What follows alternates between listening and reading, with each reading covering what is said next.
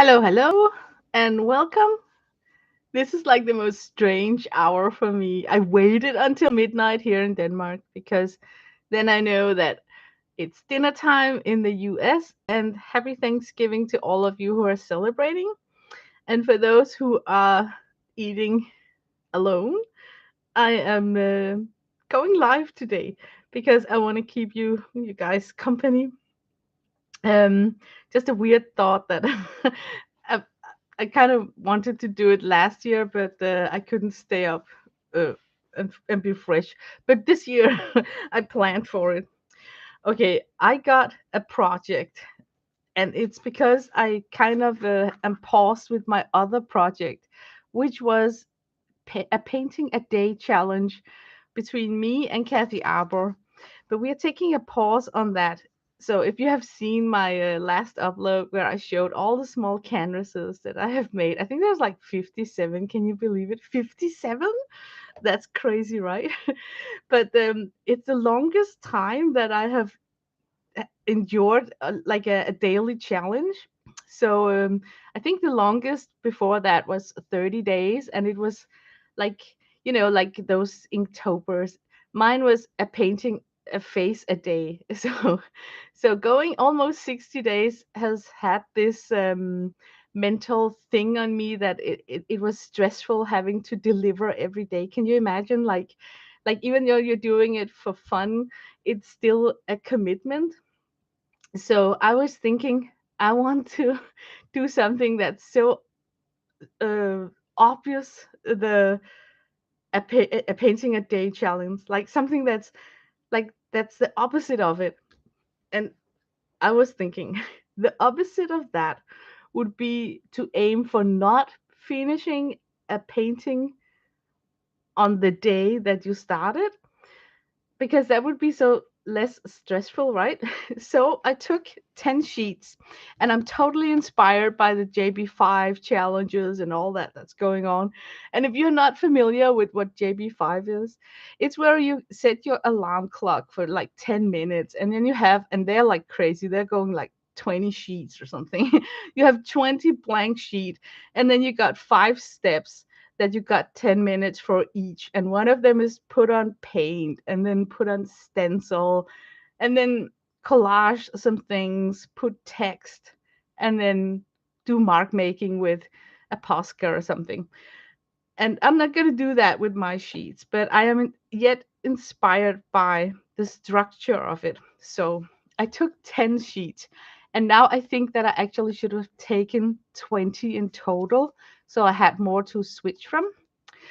I took 10 sheets, and then I very quickly did some loose sketch lines of faces, because I kind of like to draw faces. So, not to have a blank piece of paper, I now got some guidelines in the shape of some water soluble crayon lines that I can totally manipulate with them still. If I don't want them there, I can erase them with water.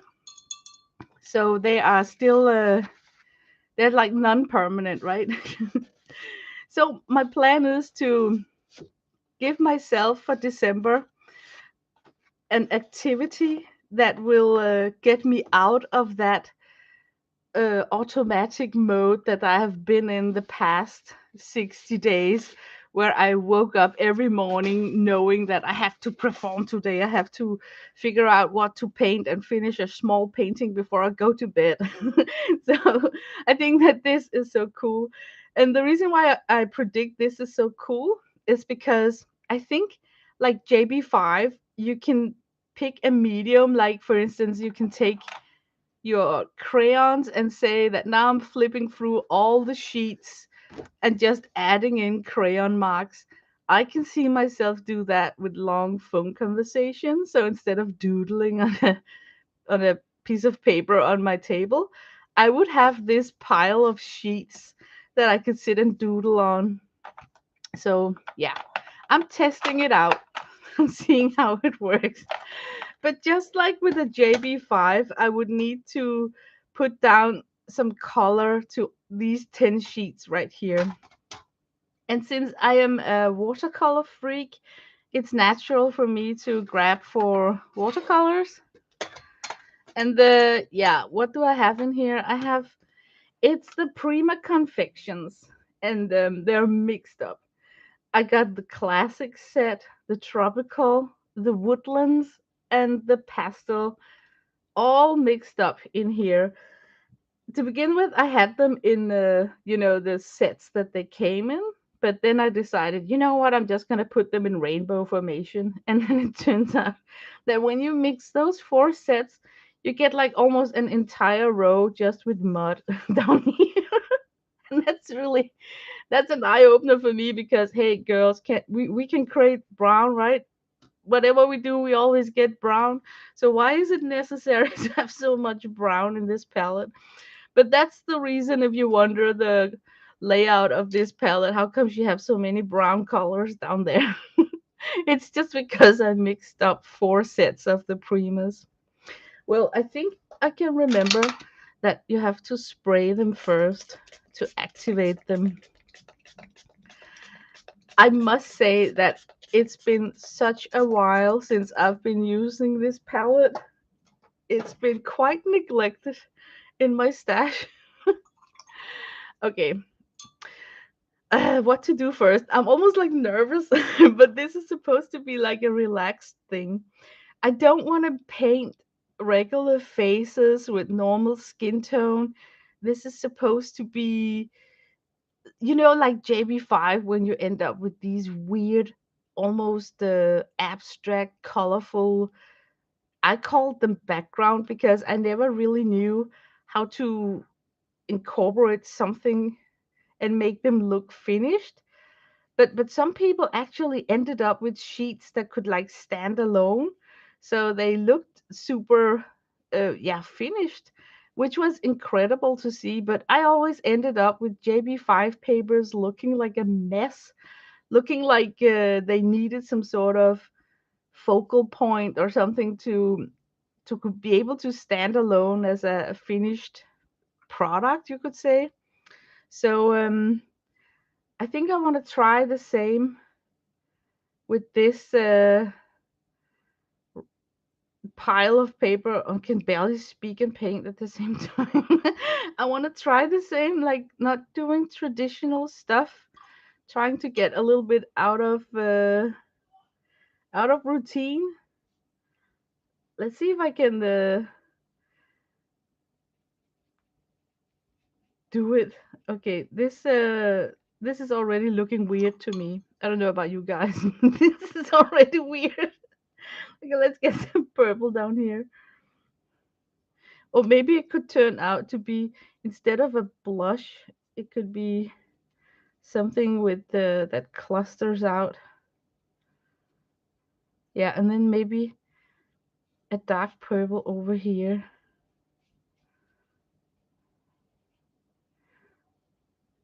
But yeah, I think it was really nice to do the paint a day challenge, and I kind of knew that I would commit to it. Like I am like that. And especially because it was done together with Kathy Arbor. There's another person involved, so I felt accountable. Like I had to. you know I couldn't, with good um conscious, just skip and be lazy about it. But I also feel now where we're taking a break, like the gas is coming out of the balloon, like woof, like now I can really feel how much stress it actually applied on me, having to wake up every morning with no idea of what to paint, and then know that by the end of the day I need to somehow fiddle in painting a tiny canvas. So I don't know how healthy that challenge is if you got like a stressful day. It sure makes you think twice before you know, make plans. Okay, now I should try and think where I'm going with this, kind of having a plan. Okay, I'm gonna wet it all down. Always bunch of water is a good idea. Maybe I should go in and redefine what I want with this face right here. Like, this would absolutely be an eyebrow, right?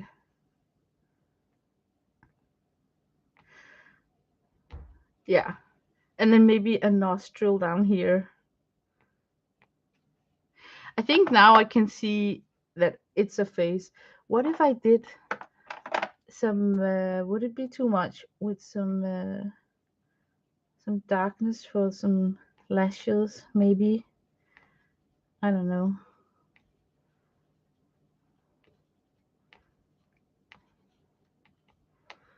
Let's just see where it brings me.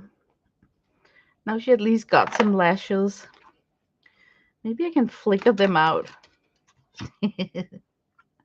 Oh, okay. Can I tell myself to stop making this look like some sort of a portrait that was not intentional? Okay, can you feel how difficult it is to me to let go and make it grow to be something else? I need to take a decision. We're gonna put some flowers, or maybe we're gonna put a forest. I can do a forest. That was a good idea. We're gonna transform her skull up here into a forest. That would work for me. So here we go. Now we're at something that's a little bit interesting. So let's come in with some green. And I think I would give myself some sort of a bluish background up here, as was it some sort of a sky or something. So what kind of blue am I asking for? Maybe I should take some sort of Prussian and then see if I can bring some white into that to make it less Prussian. Oh, that's beautiful. That's a beautiful color. Okay, we're gonna go for that. I think I'm just gonna pretend to paint a big cloud.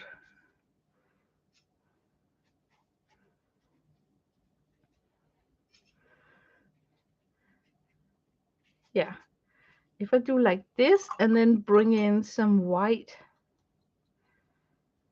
underneath here.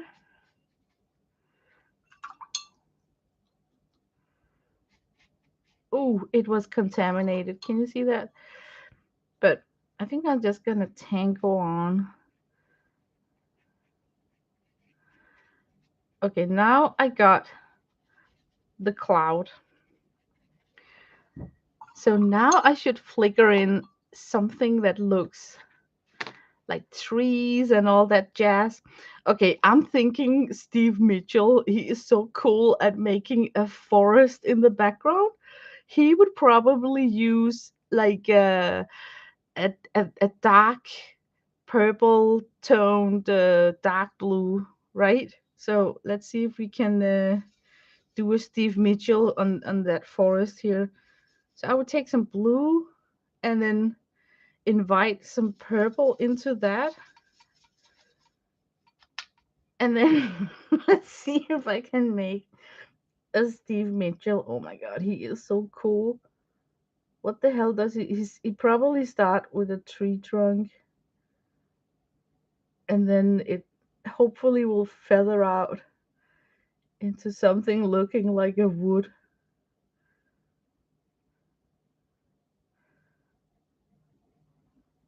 And then maybe he would enhance some of the crown of the trees.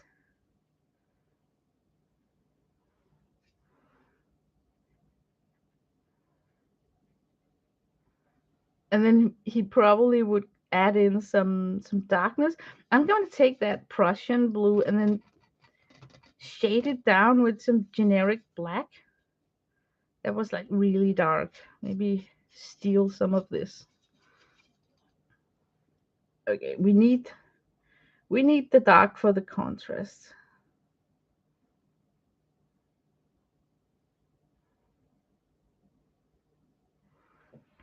Okay, that's some of the forest. Now I need something, or maybe it's nice with that white going on over there. So maybe I should do something in a dark green right here. Okay, I'm gonna keep putting color into this pretty little puddle right here. So just mixing it up, see what I get. Now I got like a weird forest green. So maybe I could use that as some sort of a bush right here.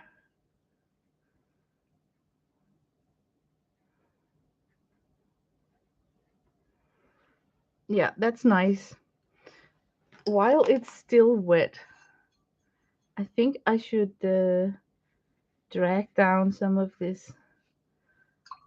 I actually liked that it was bright yellow, didn't you guys? So I'm just gonna blot it off.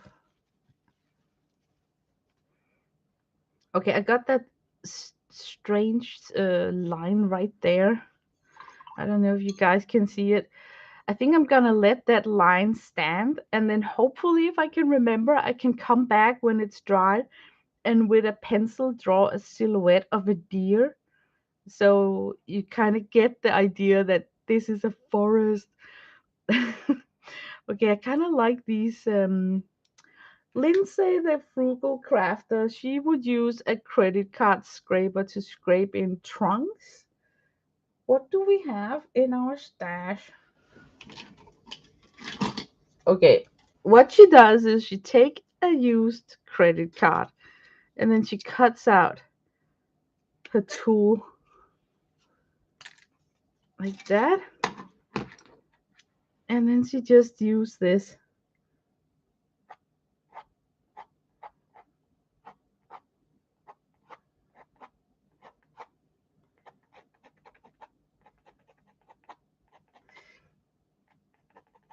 Okay, I think I will try and make indents on the paper over here.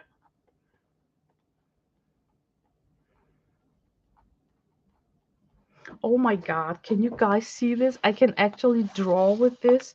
Okay, let me get the camera really down so you can see it. Hold on to your stomach because now I'm gonna shakily bring down the camera. Are you ready?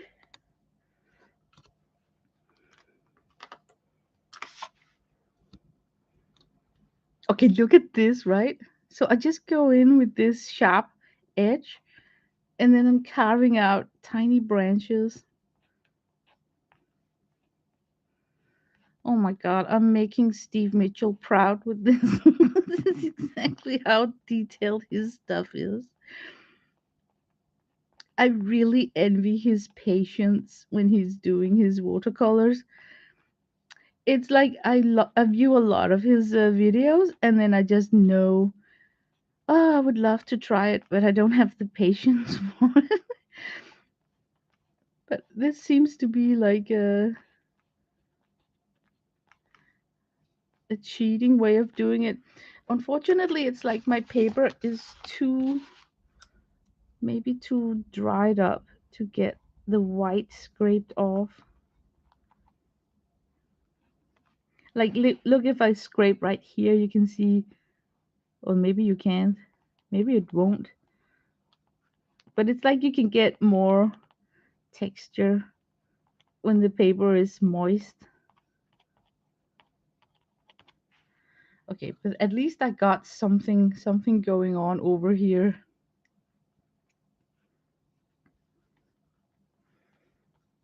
Okay, I'm gonna scrape the heck out of it, hoping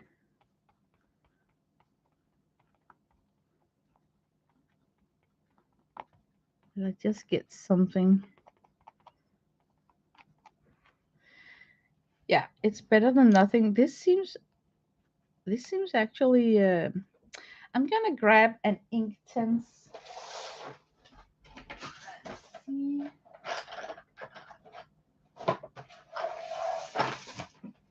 I caved in. I have begun to just keep my Inktense in a tray. I think it's much easier to find my pencils when they're just laying in this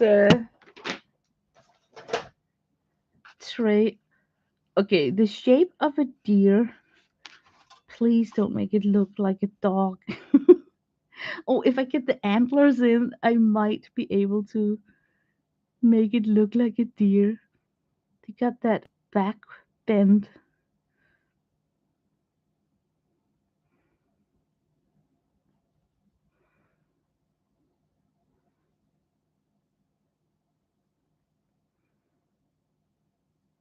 And the muscles in the breast area. A slim. Here you go. You got a camel right there. But then now comes the antlers.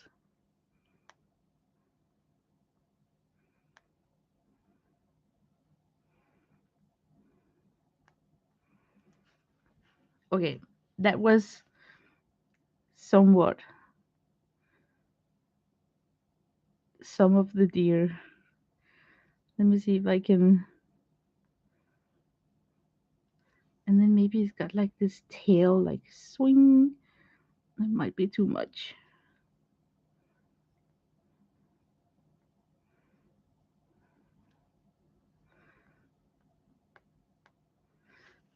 Yeah, now I need to color him in.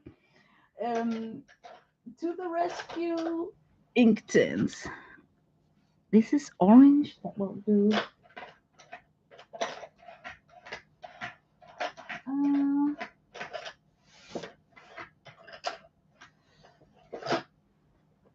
let's try this willow color.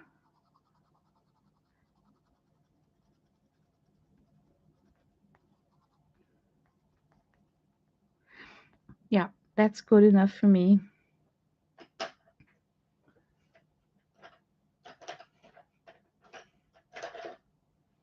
That's not good enough. I think this deer is looking toward this forest. So how about if I try and draw from the very distant another deer, like he's looking at the deer in the distance, and this deer got its head down grassing. You really, you really need to put your imagination on. You your yes cap on to see that deer. Would antlers help? Can I make small antlers?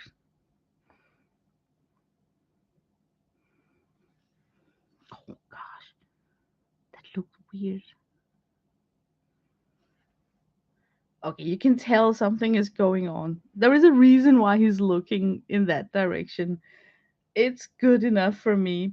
Now I got this dark color. Maybe I can actually go in with this pencil and do some line work in the back of this forest. Our little Steve Mitchell inspired enchanting forest over here. Always nice with contrast, right?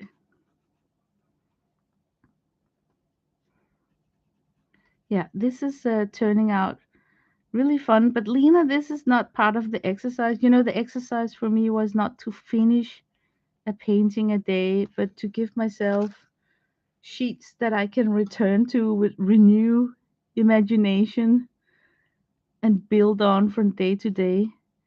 So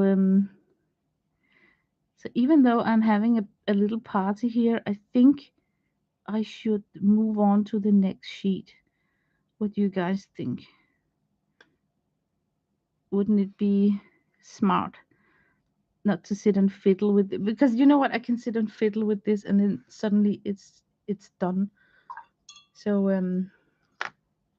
I think I will be smart, move on, and say that yes, I got something down, an idea on this sheet right here, and this looks very weird. Maybe I can blot some of it off. It's also very wet. I'm just taking off the excess water. So I would say move on. Next sheet. Okay. Oh my god, this is just like jelly plating. You have to figure out a place to put your sheets. What about over here? There we go. Oh my god, there are people in the chat. Hi, Safia. Hi, Kathy Arbor. Hi, Dar. I cannot stop. It's way too late. Why are you up? Well, Safia, I am up this late because I know that not everyone is sitting down at a Thanksgiving dinner table. So I wanted to, that's my way of showing gratitude to all you guys. I'm so happy that I've got friends here on YouTube. So I planned last year that on Thanksgiving around US dinner time, I would go live and just keep people company. It's my from me to you, you know. So silence watches in the cloud. Let's see. Uh, oh, thank you. Okay, but Kathy, I don't know how long you've been here, but I was babbling about how energizing it was to enroll in that Paint the Day challenge and how much it sucks out and drains you for energy having to be creative and finish something from day to day. So this project here is the opposite of a painting challenge. It is not supposed to be finished. I'm supposed to end up with a pile of papers that I randomly can work on, and I am supposed to lay down the ground colors today. And I have told myself that I should not treat this as a regular face. I should try and make something else out of, something else, something not being a regular skin tone and all that. So let's see if I can hold myself to that promise. I can already now feel that it's difficult not wanting to make the traditional skin tone. I see a face and then I immediately know, like, oh, red lips, blush, I immediately think in those terms. So I can feel that you have to really shake up old habits and then just plunge into this. Like, this is weird. You just got here? Okay. This is gonna be like I got something orange here. Maybe it could be nice with an orange puddle over here. I kind of like that strong look. You woke up, like, bang, you're awake, it's orange. I was wondering maybe it could travel. um Maybe we could have okay, let me just think. I'm thinking I want to take the eyelashes on a twirl, so it kind of goes in to become something else here. Okay, but before I can do that, maybe I should lock down just a basic color for this. Just a basic one. And we're gonna go like really. Oh, can you hear those scratching noises? That's a cat trying to rip up the glass at my door. I need to open the door just a second.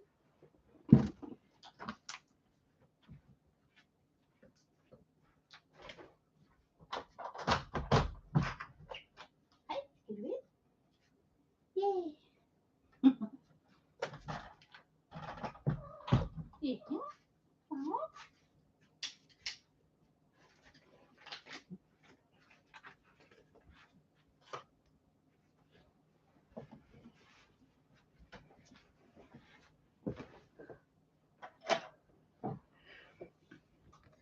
Okay, I'm back. Okay, let's just get some spreading on this. I'm just after loading down paint. Nothing important. Just putting down paint. Now it's spread. Let's go in and disturb it with an Inktense. Um,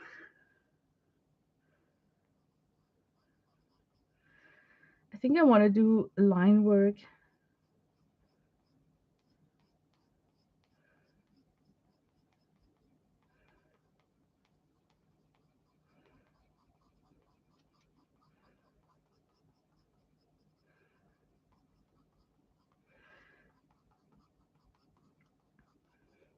So I'm doing some hatch streaks.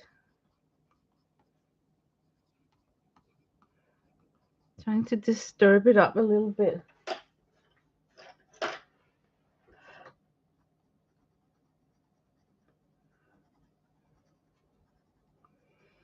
Yeah. This is very unusual for me to treat a part of an eye like this with some green tones also. Yeah, this is going to be interesting.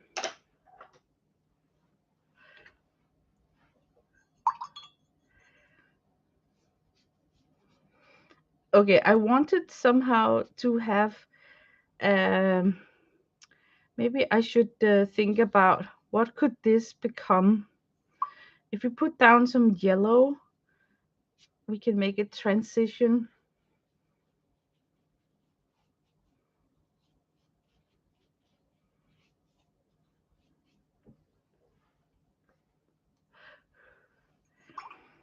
If we get this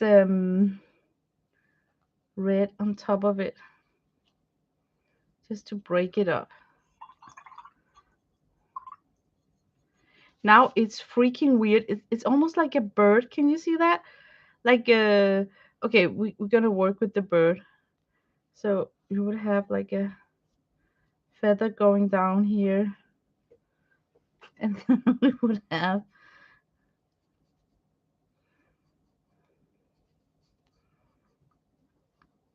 like crazy legs here. These legs here are just to remind me when I come back that this is an animal. I see an animal here, and nothing more than that. I think I should let the colors settle in to show where the feathers are gonna be. So I'm just not going to touch this so much. Hi, Chris. You're still at school? Oh yeah, you're still at work. Oh my God, miss me. Oh, I got a cat here. I got a cat competing for this space. Okay, I'm just gonna plug in the legs. Now I won't forget that this is supposed to be legs.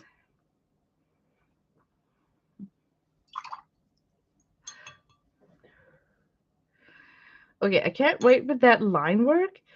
I should do it Prussian blue. That's such a beautiful color. So I want to go like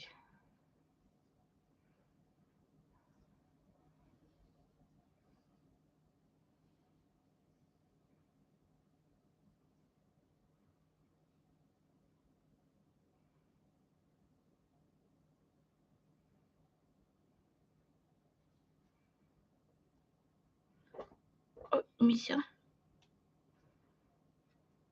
Yeah,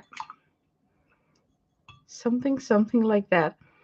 I don't like that the Prussian interfered up here. I'm trying to pick it up.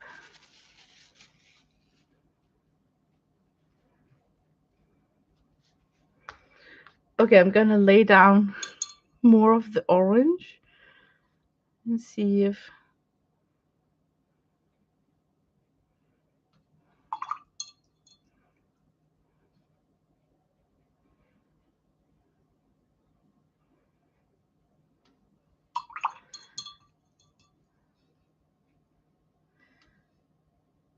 it's like this hump up here could have a different color. I'm thinking I don't like that it's turning brown. And of course it is because orange and blue are the complementary colors, right? So let's bring in some lemon.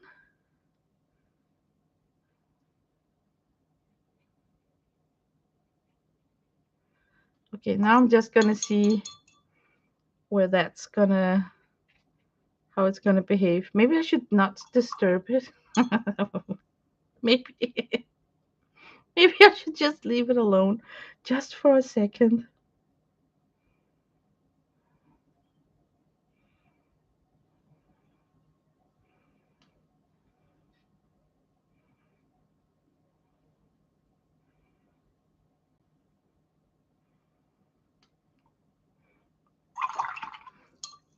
But okay, we got a plan. I think that I want to bring back the pinkish tone up there on the eyelid. So what if I take a woody and scratch it in? Scratchy, scratchy. Yeah, we got some pink there and some right there.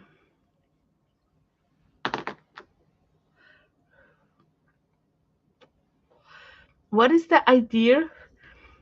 That is an excellent question, Kathy. Hi, Nanette. You know what? I don't have any name for this. I just knew that on top of that, a painting a day challenge, I needed to give myself a project where I was not committed having to finish something on a day. So I was thinking, December is always so stressful for me. So why don't I give myself a pile of papers that's gonna lie on my desk, and it's gonna be papers that are unfinished so I can work on them. So let's say the phone rings, right? Instead of just sitting and doodling on my desk surface, I can pick a sheet of this stash and start doodling on them. Or if I one day are thinking, hmm, I wish that I could just sit and play with gouache or gelatos, then I would have a pile of papers that I could just flip onto and then add those marks. And then hopefully this pile will grow. Now there's only 10 sheets. And this is the first one. It's not finished, but I deliberately lay it aside because I'm going to finish it another day. And now I think that I should lay this aside and say this is a good starter. I'm going to finish it another day because sometimes when I paint a painting, I get locked into the page and I know where I want to bring it. And I don't leave any space for coming back with new ideas days after. But with this method right here, I can maybe return to this sheet in a week and see something else, you know? So, yeah, but basically it's all because I want to work on something that's creative, but I don't want to put myself in a new stressful December where I feel that I have to post to Instagram, finish things, and um, yeah, I think you know what I mean. Like it could be delightful to have loose sheets that you are working on in a month, and then when they are finished, like when you're working on something, you can just tell that now I cannot add more. I mean, if I add more, it will be something else. So you can tell when a drawing is finished. So I want to give myself that today, like 20 sheets that are in progress at the same time, not knowing when they're gonna be finished or where they're heading. So what I did was that I know that I like to work with faces, and I sketched out very roughly, just like when you're doing croquet, like 1 minute per page, sketch out very roughly the shape of a face, and then hopefully I can make something out of it. And why faces? Well, it's because that's what's easy for me to gravitate towards. some people may find it easier to gravitate towards flowers or buildings or boats, like other kind of shapes. But I tend to know and get inspired when I see a sketch of a face. I kind of know, oh, I could do this, I could do that. So for me, it's a good starting point. That color is beautiful. It could be fun to have something explosive right here, and then continue the explosion up here.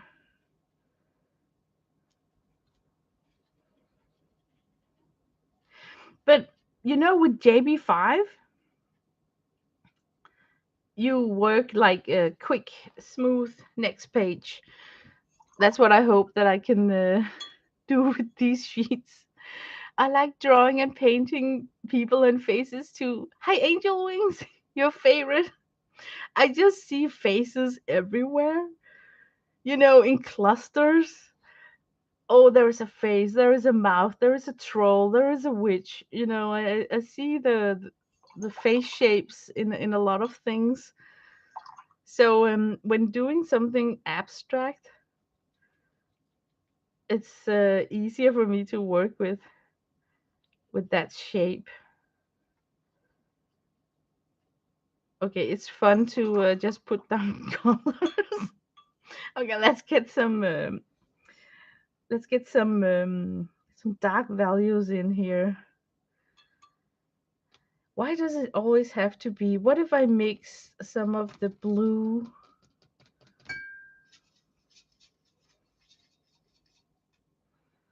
I like this blue one right here.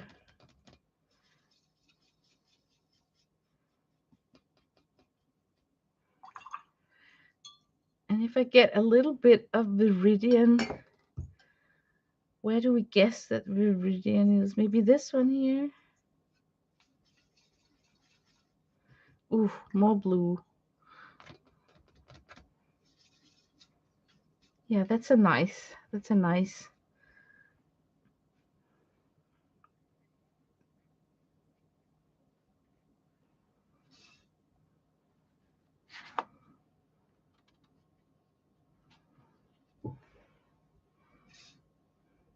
And watercolor dries up like really light. So I am going to be very generous with my deposits so they kind of make a difference.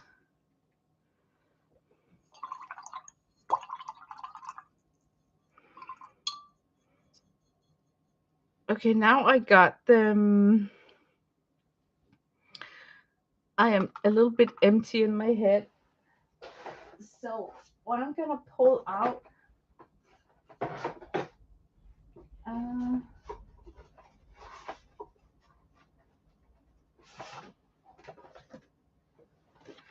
yeah, I know. Okay, let's see, what do we have? Everything that's on here we can make, right? Can you see that? That's freaking interesting. That's a black mixed with a sap green. Okay, we got something that could be a sap green. If we take this one and then, okay, first put in the black.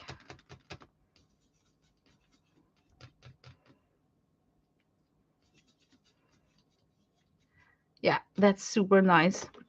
Let's put him here.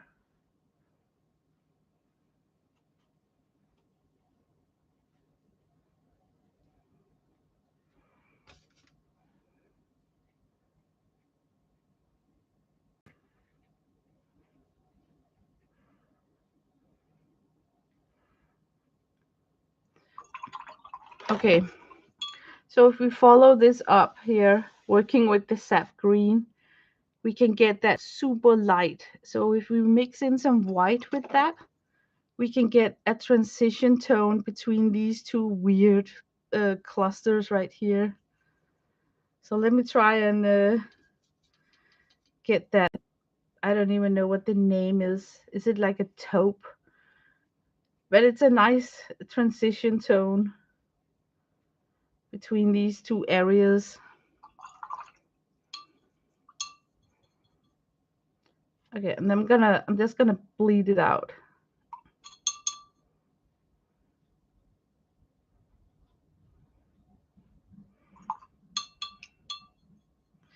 Okay, and now I think I should have a little conversation with myself about what I'm gonna do with this, where I'm gonna bring it.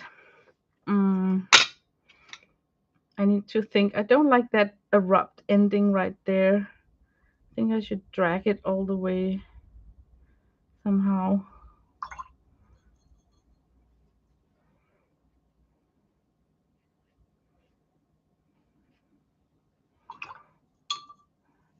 Maybe it could have like okay, back to the chart. We got these colors. Look, if we put crimson in that puddle there, we could get some reddish.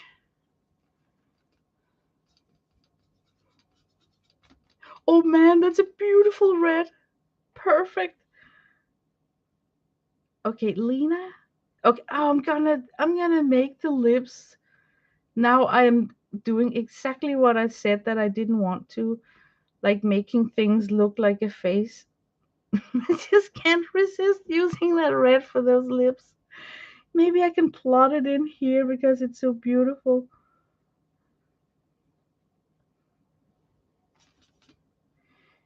Maybe we need it as a splatter.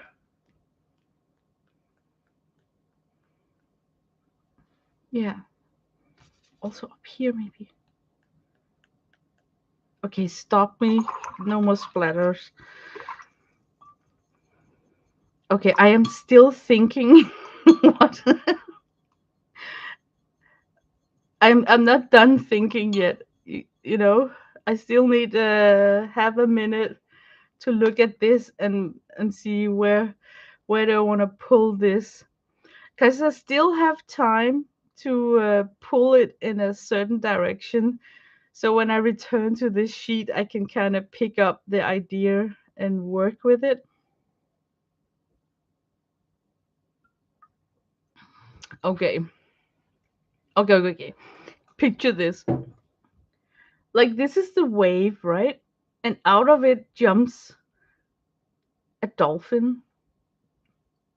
So help me God, I hope I can create a wave right here.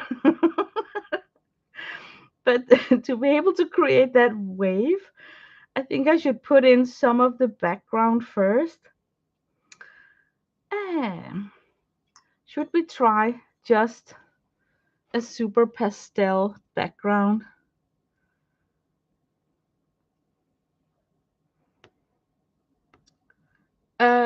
If we mix lemon yellow with Prussian blue, we get a weird looking background.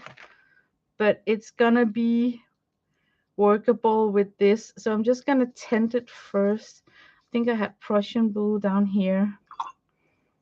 And then put in some lemon yellow.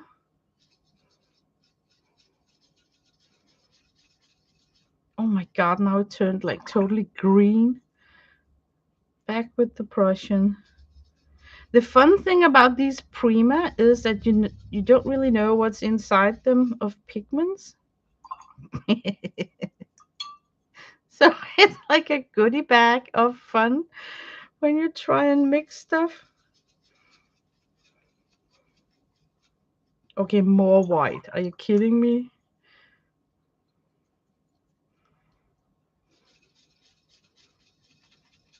Yeah, that's a weird one. Look, it is the same almost. This one is kind of separating, but let's try and get it down. I think it's a weird color, but I like that it's a nice partner to the taupe. You know, that weird one we have up there that's kind of blooming out.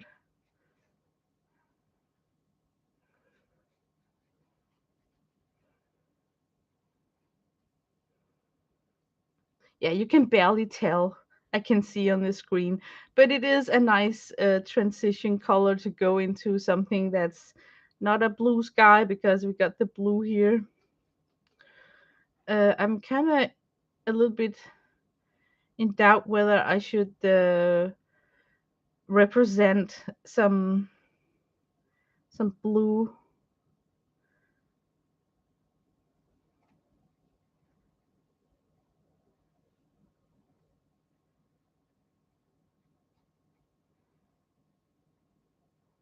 Oh my god, that was like the most weird looking wave.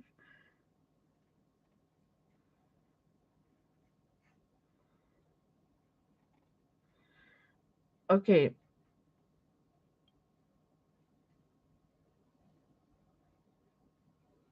Okay, work with me. It's like weird. Maybe it's this down here that's disturbing me.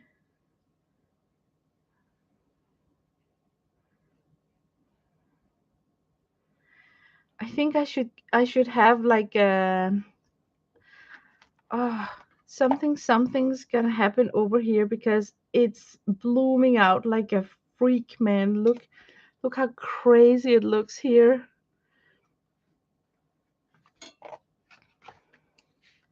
Something must happen right now here while it's still wet. I'm pondering what color. It cannot be the red. We got red here, here, and the pink one. We need to introduce a totally different color. I am voting for maybe something.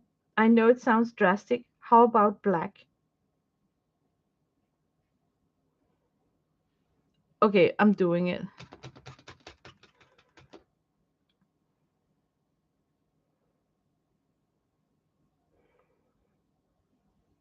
There, it's down.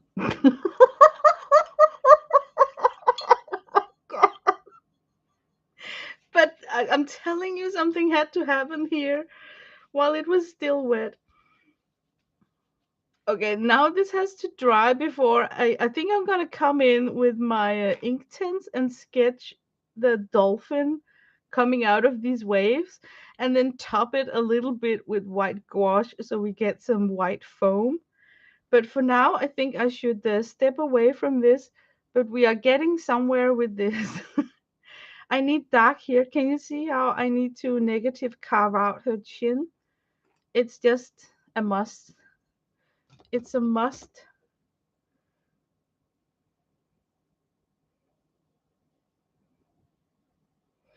And now the question is how to end it, right? How to bleed it out. Okay, if we put yellow into this black, I wonder if we're gonna get some green tones. So let's just experiment right on the paper by dumping in some of the yellow.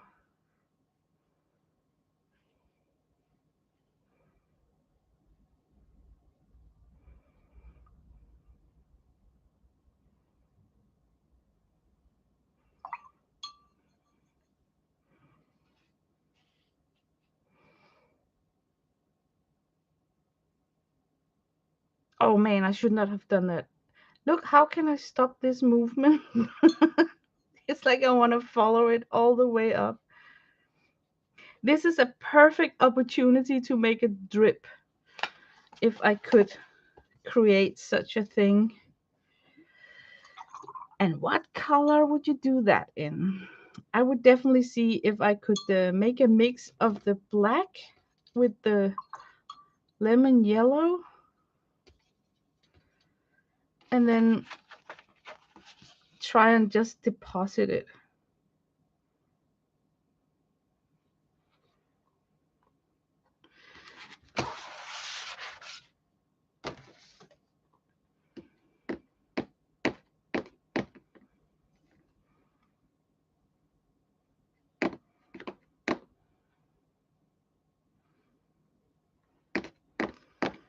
Please don't just run to the edge of the paper.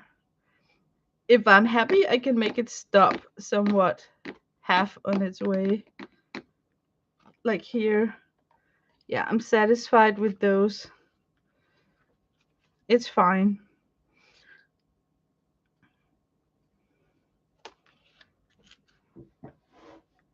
Look what happened to the wave. It's making a cave or something.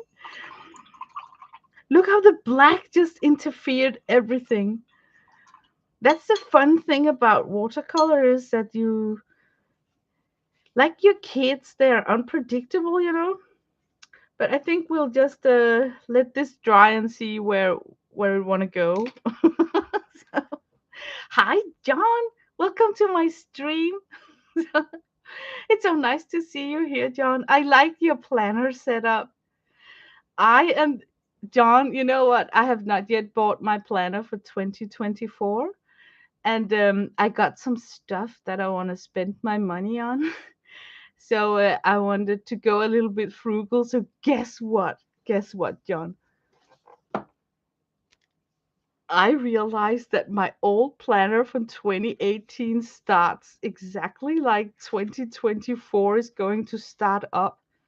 You know, like it fits everything. Monday, the 12th of February is a Monday. And all the numbers of the days, are equal to, like, there will always be 31 days in December and stuff like that. So isn't it astonishing that I can take an unused Daphne's Diary from 2018 and then jump right into it for 2024? I can't believe it. I feel so blessed that I realized it now. Imagine if I figured it out, I don't know, in a year from now, then I would have missed the opportunity and would probably have to wait, what, 6 more years again before the dates and the days line up like that. Yes, it is. So, oh my God. Okay, I'm gonna put her aside. I think I will say that this is a good place to stop. Okay, let's take the next sketch. I got several here. They're done so fast. This is so interesting. Don't you like this? Like, look, I made two of them because first I made that one, and then I made it this one a little bit better. I just love that idea of a shoulder coming into a face. Okay, let's work on this one.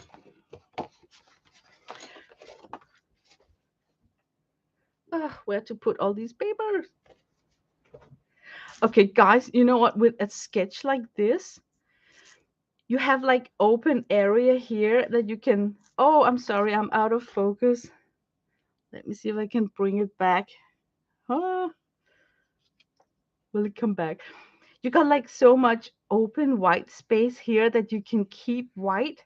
So imagine if all our colors are on this angle here, and then we just keep this white. Let's see how fun that will look. And once again, I'm not supposed to finish off each sheet at once. It has to be like a working progress. Um, okay, I am thinking it could be, okay, back to this. Look what happens when you mix up black with generic colors. Look at that wonderful color palette you get here. Like it's more obvious down here. Like, look how beautiful these colors are. Couldn't it be nice to have like a dark toned, like all these darks down here? I'm sort of drawn to them. Maybe it's because it's fall. So let's do a lot of mixes where we shade it down with the black. And this is why we should always keep our black and our white pan in our watercolor set. I have no idea who got that freaking idea of taking out the white and the black pan. I use them a lot. Okay, first of all, I like what happens to the crimson red when it's mixed with black. It get like a mauve, and we got a light aubergine on the paper already. So let's bring out a mauve. There was like a ton of dark pigments. I know it looks black, but I'm gonna demonstrate to you. Look how dark it is. It is so dark that I can use it in here as a dark value. And I have to welcome all the crazy blooms that I get. There's no way out of that. I have to embrace it. What else can we get? Then we can get this step out, you could call it, of this mix here by putting in a little bit at the time, making it brighter and brighter. Look how beautiful. Look how beautiful this is. This is the same mix, but it looks like I just put my brush into a whole brand new pan, right?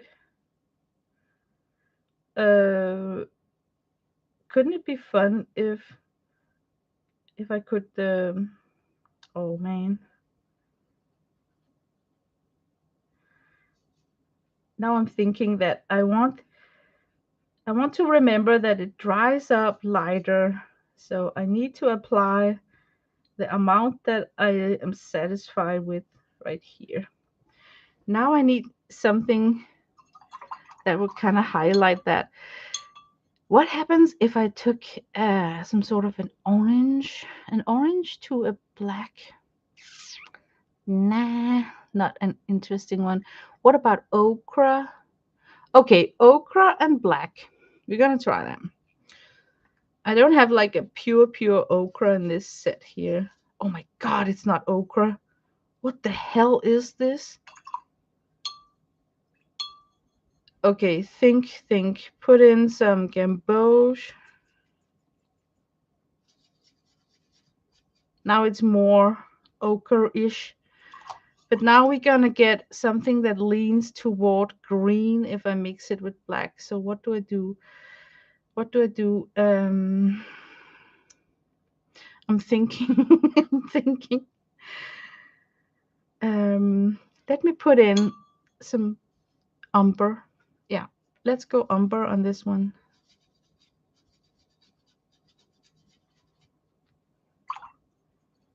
And then more of the gamboge. It's warm, but it's not. Okay, let's put in some white. See what happens if we tint it up.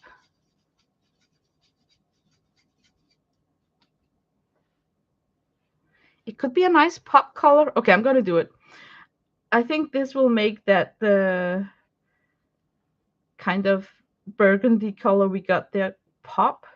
If I get this warm, strange, wannabe ochre right here.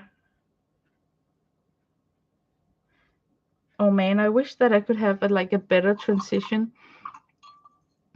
Look, it's drying up and then it looks dull. Can you see it? So I'm gonna go in and add more in a whoosh.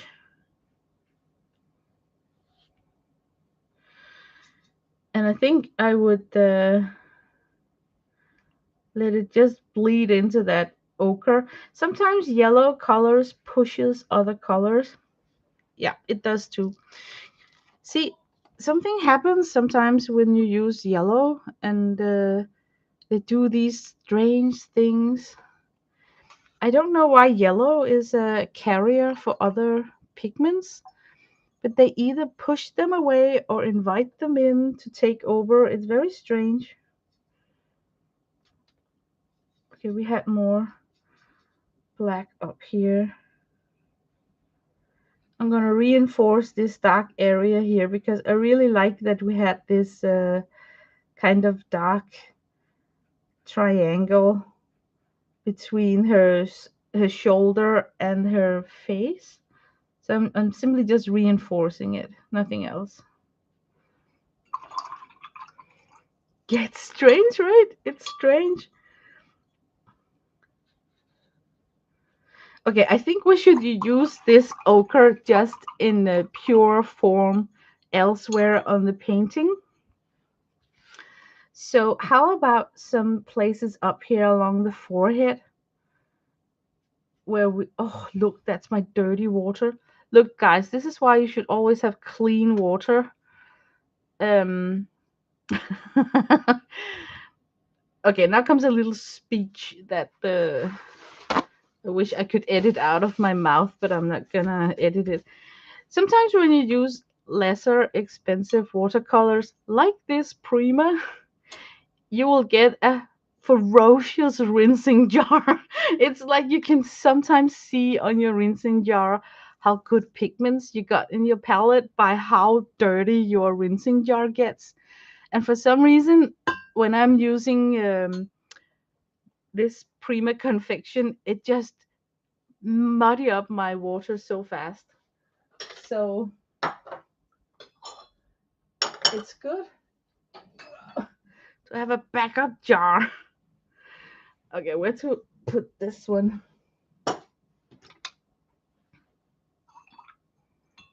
Okay, this is clean water. Hooray! Okay, let's invite that ochre, warm ochreish here. We're just gonna let it whisk out because this is gonna be some sort of a disappearing edge. Um, Maybe even like blending out into the white. Now we got this area here. I wouldn't mind because we got like a shape that's round.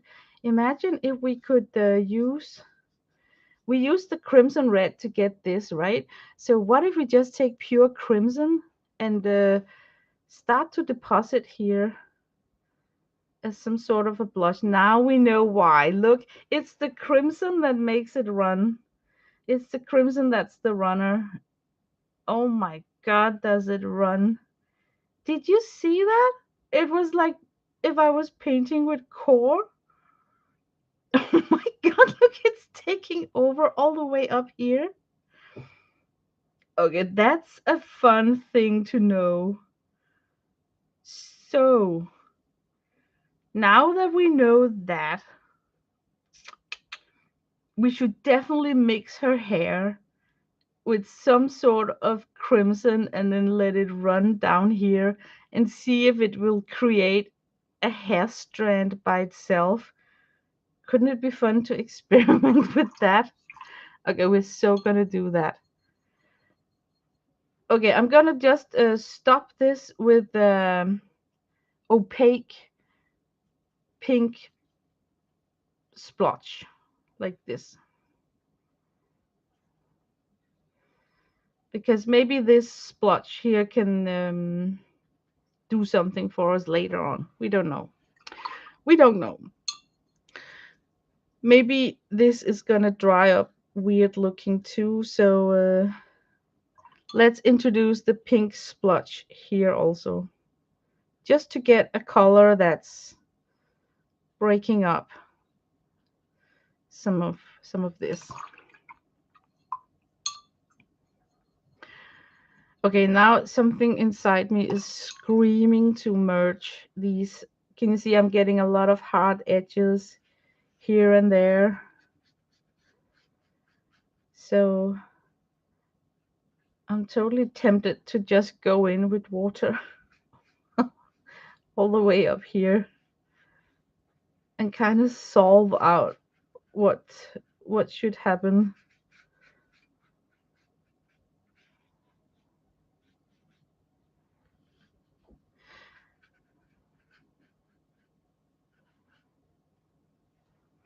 Okay, now I need to think. Um, she looks kind of sad. We should do some drippage down. Is it too sad? I I want I want to do some drippage. I want to do golden tears. Okay.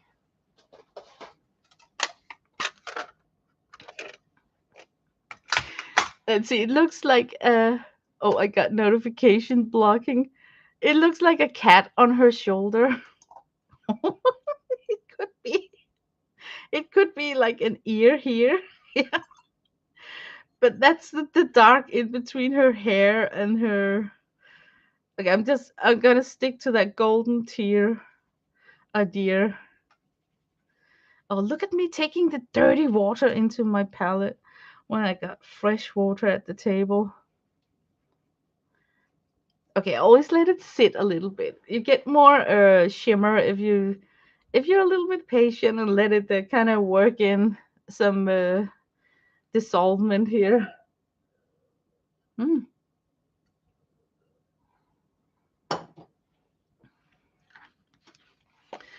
Okay, the issue with the tear is I think the way the painting is going, that water wants to run on that side. So I'm tilting the paper, and I don't know if you can see on this edge right here, I am forcing the water this direction so my tear will go straight downwards and not sideways. So I'm putting in the tear.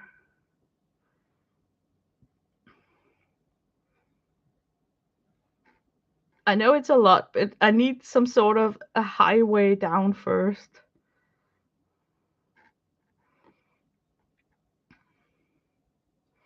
Let's see what it does.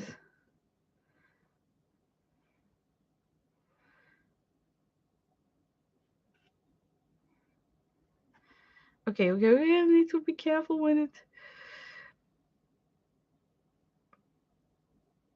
Okay, there I should stop. Oh, look, doesn't it look perfect here? Look how it blends here with the black. That is just awesome. But now that looks weird. So maybe I should bring the gold like this, like some sort of saturation like there. Okay, we're gonna leave that there. That was a good idea. But we're talking about the hair. I am not turning it into a cat. I want to keep the illusion of a shoulder because now I want to bring in the hair. And remember, the red crimson was the one that made everything run like a freak. So let's see what kind of hair color. It's this line up here. Oh, that helped a ton, Lena. I should take a paper. Okay, it's this line up here. Oh my god, look at the deep green mixed with red. You get this crazy granulating sucker. We gotta try that. It has to be tested out. So deep green and crimson. And what would be a deep green here? Deep green and maybe this one.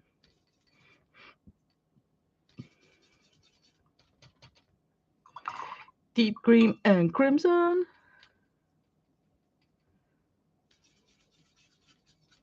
Oh, that's not, is it? It is. Okay, it looks like when it dries, they're gonna separate. Like there is an imbalance between the pigments. So some pigments is falling down and some is staying on top. So it's gonna look like a separation.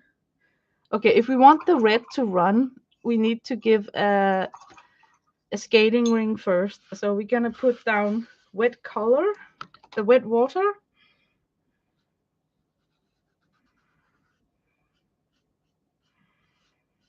And I don't know what's gonna happen, but I hope that the red in this mix is gonna say whoosh downwards. And then the slow green is running behind it like a exhausted puppy. So are we ready? I'm ready. I'm laying it down. Does something happen? It's very wet.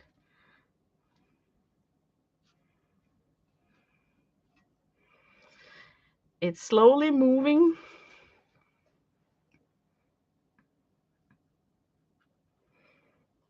Okay, for the fun of it, I should deposit a ton up here.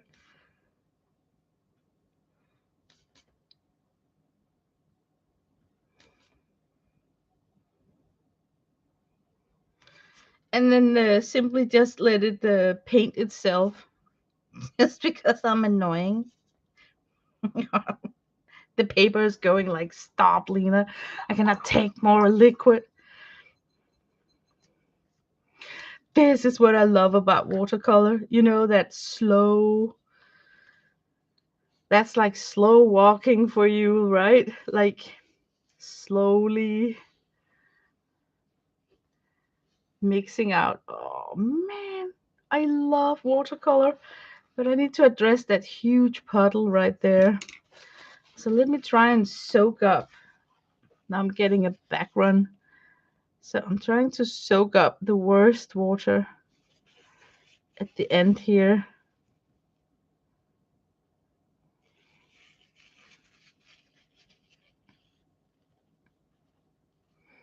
Now it's coming down. Now I can risk having it very dark down here and not so dark up here. So I have to sort of keep feeding it up here. And then maybe not tilt my paper. So let me go back and feed more here. And disturb this puddle here so I don't get like just one dark blot down here. Okay, it's gonna be fun to see how that dries out. But hair is not just one. So I think I will make like a secondary stroke.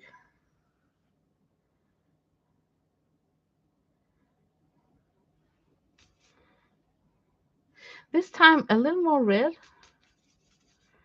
Let's try and see if we can get the mix back.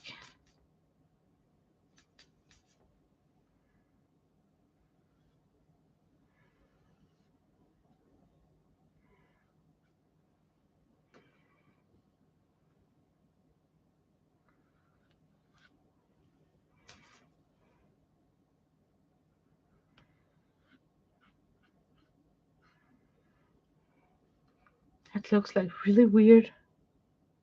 But okay, I'm not afraid of weird. So we're gonna let this dry and see how it turns out. Hello, Kathy Berg. Are you not eating right now? Are you going to eat?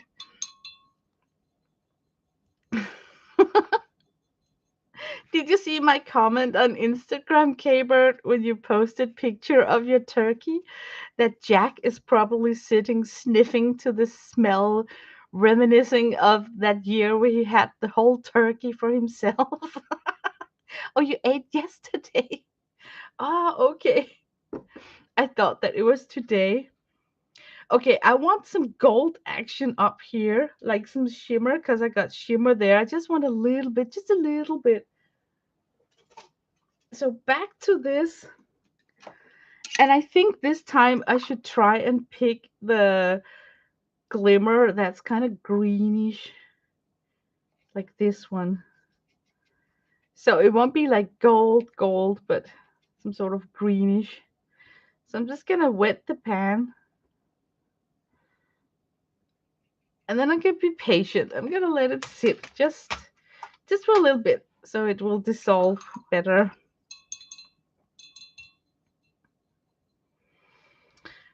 Okay, I'm starting to get some bloom. Uh, should I leave it? Yeah, I'm gonna leave it. It's very tempting to go in and disturb it. But I think this part here is a fun one. Almost like you feel like it's a place where you could centangle something because it's a round shape. So I wonder if we should bring back another round shape elsewhere in this painting before we let it go. We could have something round rest here. Yeah. Am I crazy, or do you guys think that that would be fun? I want it like perfect round. I'm gonna take a stencil.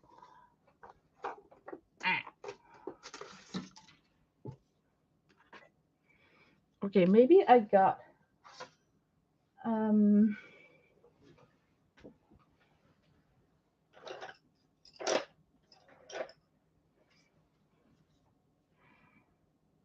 that's not so big.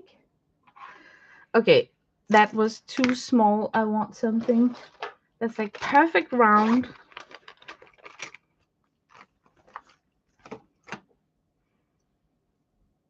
Okay, you can get this. exact size you want if you use one of these tools here. And if I make it so it's not like where you would naturally put the eye, I think it will work. So if we have like a round shape here and then a smaller round shape underneath it.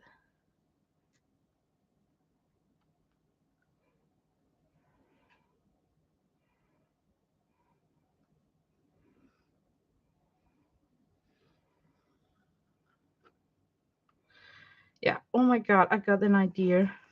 I got an idea. Of course, that little round shape should be in gold because we got the gold here. Why am I so mixing matchy? But oh, yummy, yummy, yummy.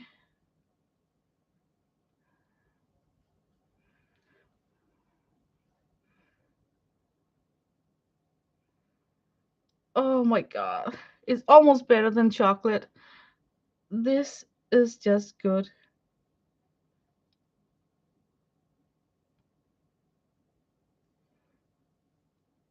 Yeah, but now we need to let that dry up before we can put in that kind of burgundy on the other side of it. Love it, love it. Um, oh, I got so many notifications blocking my chat area. Let's see. Yes, I saw it and got a great pic of Jack looking at the turkey. Oh my God, poor Jack. The smell. Imagine dogs, they smell so much stronger than they can smell so much compared to us humans. So they can even smell when the neighbor is cooking a turkey. Ooh, I think I'm gonna first mist this with water. Ooh, was that a mistake? I hope not. But because I mixed it with water, my shimmer dots will be married more, like blend in more. Oh, it looks so good. Oh, this green was a good call, man. This is so beautiful.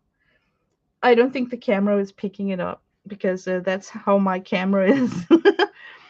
But I don't know if you guys can tell that green tones was just a good companion to this what's going on up here.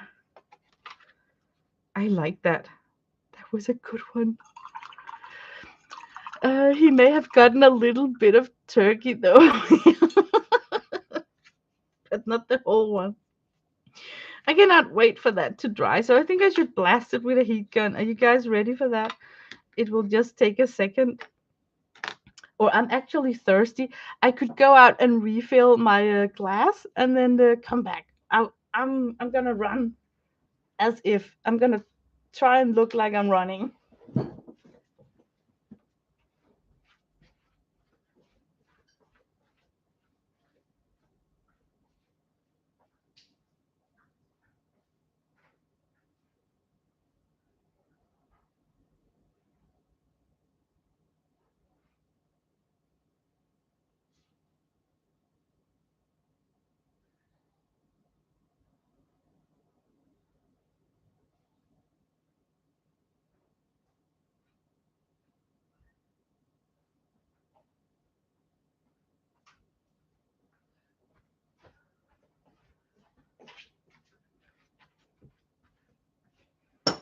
I'm back.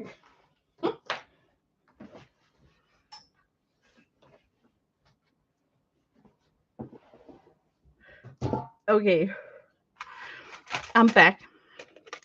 You know what? I was walking towards it, and then I could just see from a distance that if I put down that mauve here, it will be it will be so dark. So maybe I should mix something into that mauve to brighten it up. Um, has anyone tried mix watercolor with these? Should we try? We're gonna try. Let's say that this is my mauve, right? What the heck should we mix into it? Okay, my favorite is actually this pink right here. I'm gonna try and mix some pink shimmer into this and see if it brightens it up. Just, you know, 2 steps out. Ooh, it does become something else. It becomes something else.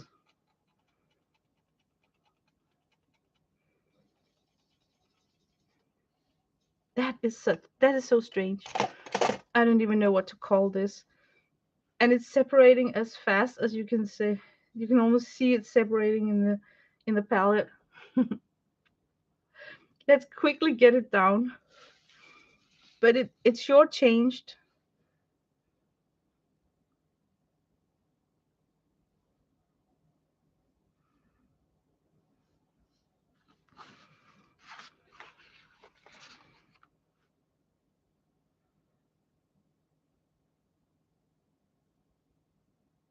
It's going to be exciting to see how it dries up. If it dries up shimmer or, but I don't hate it. I mean, I like it. Oh, I almost forgot I should go like all the way.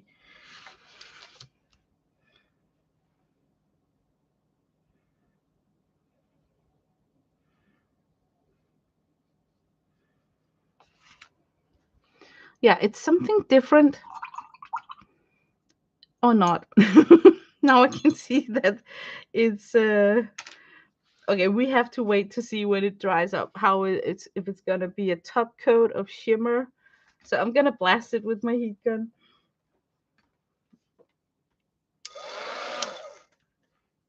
Oh, I'm such an idiot. Before doing that, why don't I blot in just some drops of the green?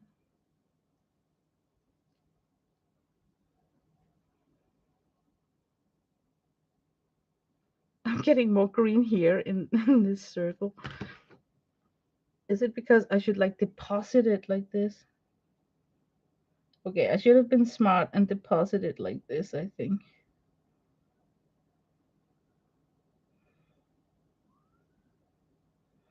Yeah, it gave it a different look. Now I think it should dry up by itself. So I would say that I wouldn't, if I should if I should fiddle more with this, it would be to strengthen up the value of this um maroonish color. And yeah, maroon is always drying up, sort of like every life force left it. Have you ever tried watching the red wet maroon on the paper, and then when it dries up it's like, ugh, it lost it. So I think we're gonna cheat a little bit with some gelatos to bring back some some life to this maroon. uh, because I could double coat it, but it will still just look dead, like ugh. So if I take it's purple, that's too aggressive. Okay, I'm gonna try first to see if I can deposit more of the maroon. And how did we get the maroon? We took the crimson red and mixed in some black. So I'm just gonna mix up a new batch here of the maroon. Now I got a more reddish tone maroon. Let me see if I can live it up, because it looks fatigued. Oh my god, that's too dark. That is very dark. It's gonna dry up like looking black.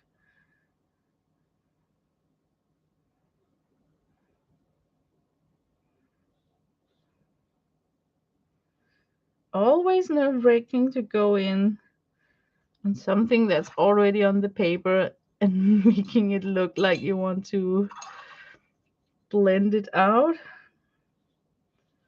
But luckily, with watercolor, you can get a long way with just a wet brush. Look, now it looks like deep, warm, vibrant, right? Wait till it dries up. you, will, you will be really disappointed.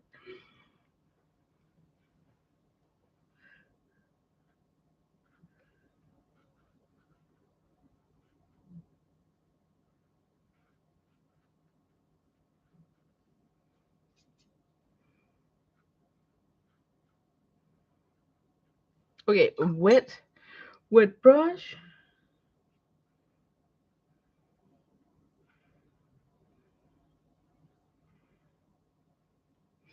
Maybe just let that color mix with that brown underneath.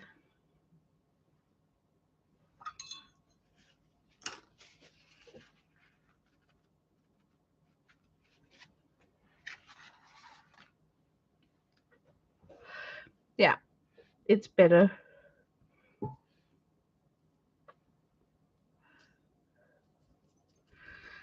I'm thinking I'm thinking I should leave this sheet before I overwork it. But I do know what you're thinking, that you see a cat's ear here, the head of a cat and the tail, right? And the cat got this napkin on. um, should I indulge you guys and sketch in hints of the cat? Okay, let me dry this up and then we come on top of this where we sketch in the cat. So next time I go back to this page, I can work on the cat figure. How about that? So let me see if I can. I'm gonna hit it with a heat gun.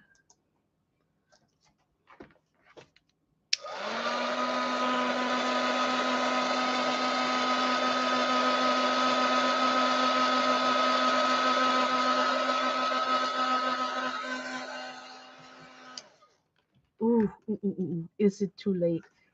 Is it too late to carve in some whiskers? It was. It has dried up. Doesn't matter. We're gonna dry it.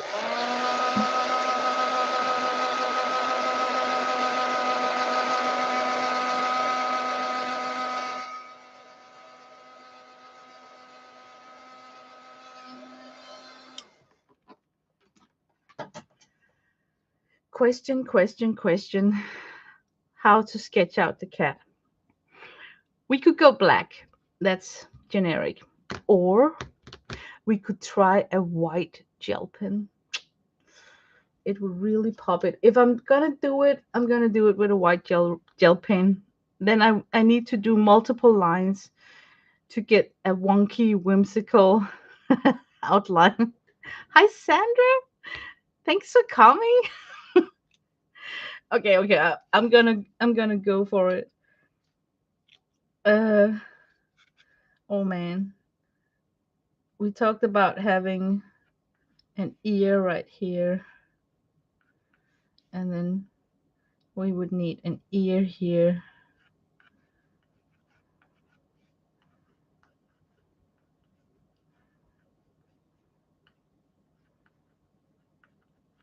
Multiple line work. Why? Because it makes it looks more whimsical, I think. And then I actually think that I will make the snout white.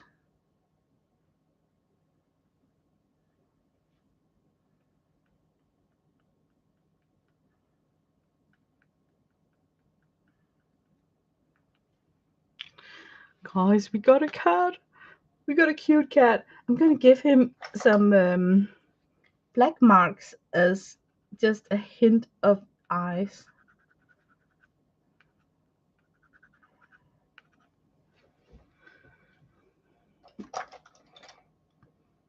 Maybe we should do something about that chin. Just a hint. Sometimes a hint is better than a full line. So Now we got we got we got a kitty cat. I don't want to put in whiskers because it would look weird, I think. Okay, I'm gonna say that this is almost overworked. I should switch to another. What am I making? Okay. um, I just finished a challenge where I have been painting a small painting every day for almost 60 days. And I want to shake out the stress feeling that I have in my system about having to perform and finish an art piece every day, because I can feel inside my system that it has actually been quite stressful. It's like, yeah, imagine 60 days having to complete something every single day. So I'm giving myself a project where I have tiered out 10 sheets of paper, and then I have sketched on each paper loosely with a water soluble crayon some faces. And then my plan is to not finish anything today, but to put in colors and get 10 sheets started. So I will de stress by giving myself 10 sheets that I can randomly revisit throughout December and work on sporadically. And I'm the kind of girl who suddenly feel an urge to want to paint a little bit with gouache. But here I get an opportunity to do mark making with gouache on 10 sheets. And I actually have come to the conclusion, since I already have worked on four of these. Is it number four? Yeah, four sheets, that 10 might even be too little. I might even need in total 20 sheets so I can have some variety. And I am taking the inspiration from JB5, where I'm not using a watch, like a stopwatch, but I have to move in a systematic approach. So, first round have to be to put down some color, and second round could be to work with stabilos or Posca pens, or whatever mood I'm in today. But I have to promise myself not to finish. I'm not allowed to finish from start to finish a painting, because I must shake myself out of that. Um, what is it called? I think you know exactly what I mean. Like when you have been doing like an Inktober and you have been performing 30 days in a row. Imagine Kathy Arbor and I have been performing like 60 days in a row. So we kind of need to loosen up, I think. I think. I'm not sure. Yeah, routine is a perfect word. That's a good word. That was actually what I was looking for. Because you know what? Study have shown that humans are adaptable to new routines after 30 days. Did you guys know that? So if you want to start gym or you want to quit smoking or something, you just have to gut it out for 30 days, and then your brain starts to rewire and think that, oh, this is the new. So the brain is building new memories of this is what we do when we wake up. So I'm trying to kill that cord where I feel, okay, this sounds really weird. I should probably not tell it. After Kathy and I, no, I'm not burned out. I'm still on fire. So after I wrote to you, Kathy, that I think we should pull the brakes, and because it was not a competition, it was a friendly challenge, and you were sick and all that, and I could need some time off too. Um, I I have had some days where I feel that I'm missing something, like I'm lying in bed an evening and it's like I forgot something. I got that nervous. nervousness inside of me, like I forgot something, and I know what it is. It is because I'm a person who is very committed. So it's me trying to shake off in my brain that I did not forget to paint and post and all that. Now it's time for something else, because it really was time consuming to sit and paint and then sometimes also record and then do voiceovers and then post to social media.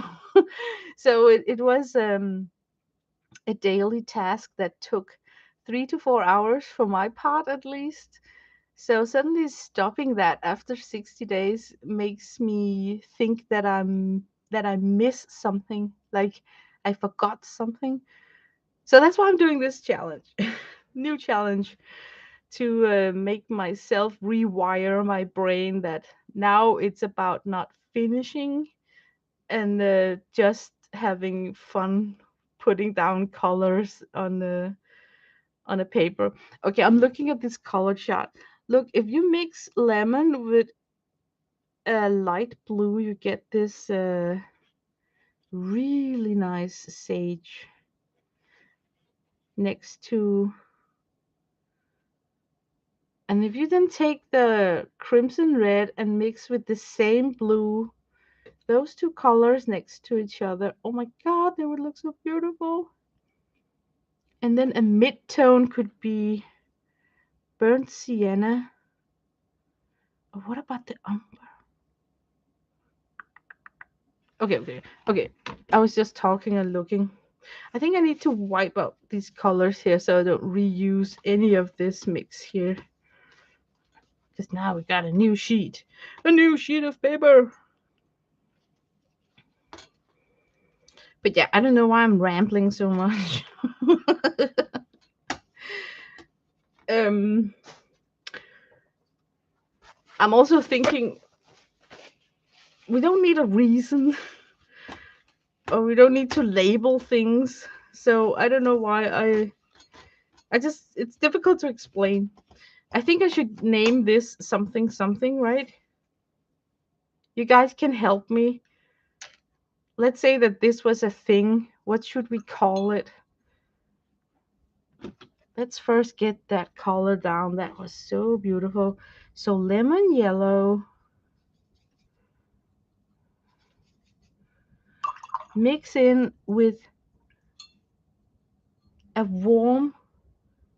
warm-ish ultramarine. Is this warm? Is it this one? Maybe a little bit more.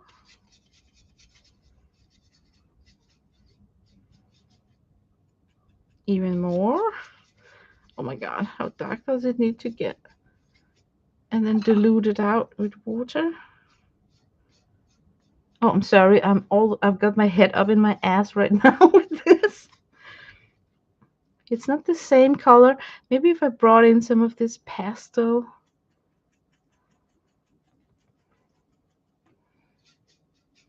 Ooh, yeah. There's some fillers in this guy right here. Oh my god, that's a whole new color. I've never seen this color before. Okay, I got a very strange, like light diesel color. Oh, it's beautiful. Okay, where to put him? Um, it's like a mid-tone, so I don't think that I will place him here because this could carry like a dark color, right? I also think that I would need a dark color to carve out. I apparently chose to put a butterfly instead of a mouth. Maybe we could have like a or maybe half of the face could be this diesel to be like a green bush that this butterfly is sitting. I'm losing my mind. Okay, we're going for that. I can buy into that illusion.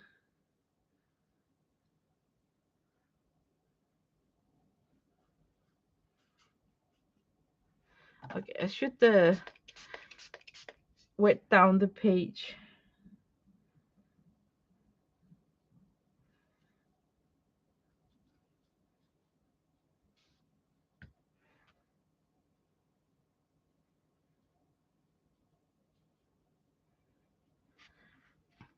That is so weird. I'm not sure that it works with that, the face and the mouth.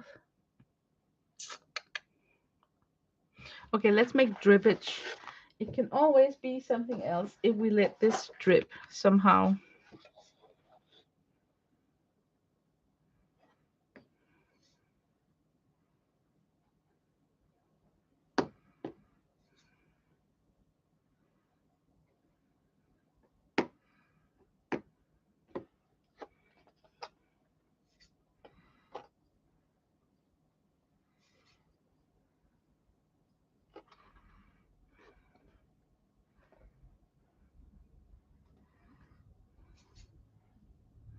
Okay, now I'm totally quiet. I wanted to form more scattered drips. Now it's something different. Agree? Uh, should we work it? Okay, we could work it up in a slanted angle up here. And then mist that nose area. Look, there is still a lot of thinking going on here. It's not just like I dislike the word intuitive, because what the hell is intuitive? I cannot be intuitive because I think everything that I do is something that was a thought in my head. So it's not like I'm like blindfolded. So I always feel that I think it's difficult to figure out when I am intuitive and when I am not. Look like she has a beard. Oh, she looked shut up, like silenced. Silence of the lamb. Silence of the lamb, guys. Where is the butterfly there? Is it in the forehead or is it in the mouth? Or okay, I got to look that up. It's a movie with Jodie Foster, Silence of the Lambs. S-E-L-E-N-T of the. Oh my god, it's exactly like this. That is so creepy. It gives me goosebumps. It gives me goosebumps. That is so freaking creepy. Oh my god, that is totally creepy. Uh, but then again, let's take the creepy vibe from that. Let's beige this baby down. We're gonna beige it down. We're gonna use raw umber. Do I have a sienna?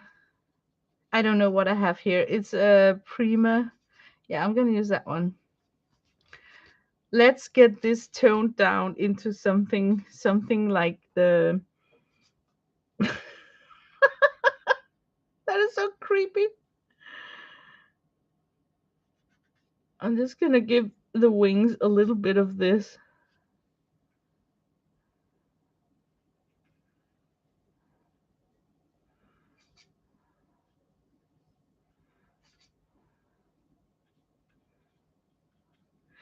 And then maybe some. We got a strange yellow here.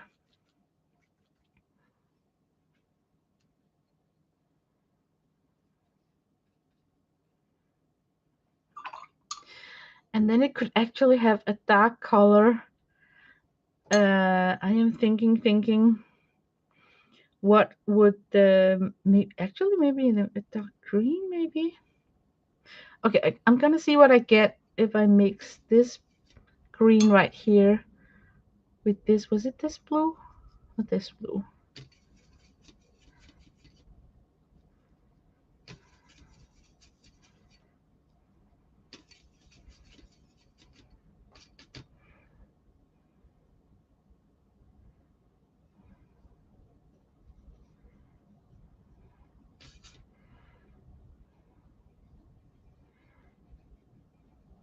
Okay, and then make the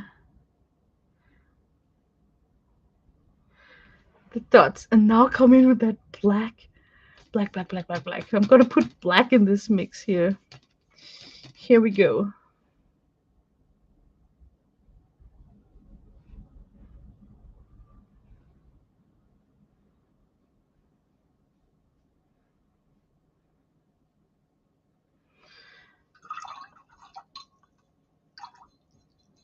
And then maybe I got a bunch of white spaces.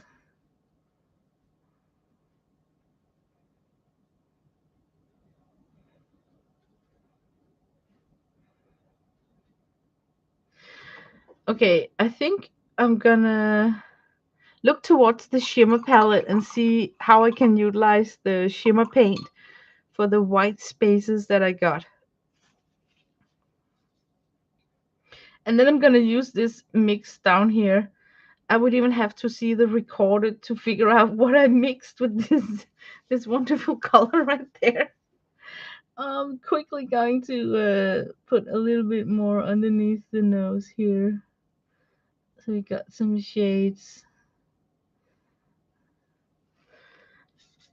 Um, that is a strange nose.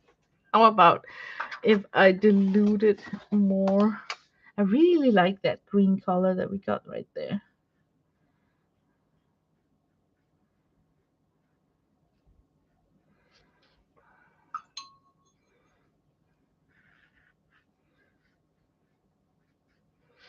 Okay, let's get in some shimmer. Where did I put the palette? Okay, we got this dark green here.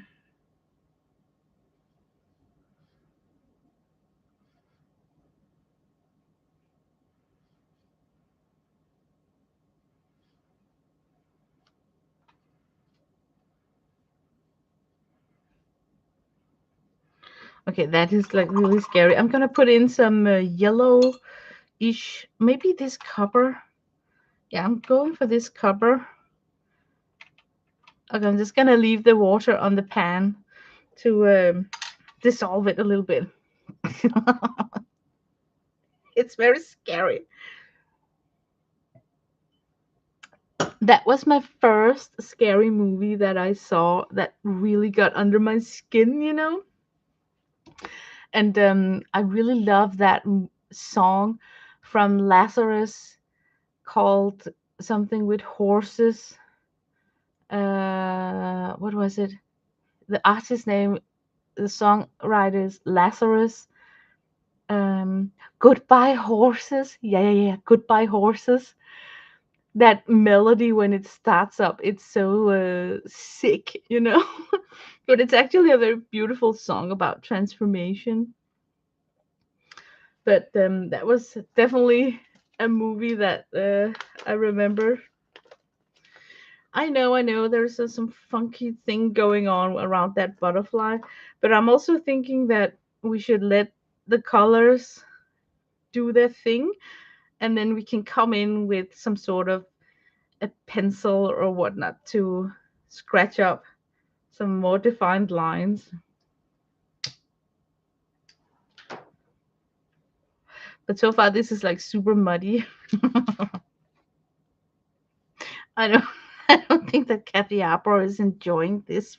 What's going on right here? She's a very professional painter, so she would be like, "Oh my God, Lena, clean that mess up, will you?" I'm just gonna try it with a heat gun so it goes faster.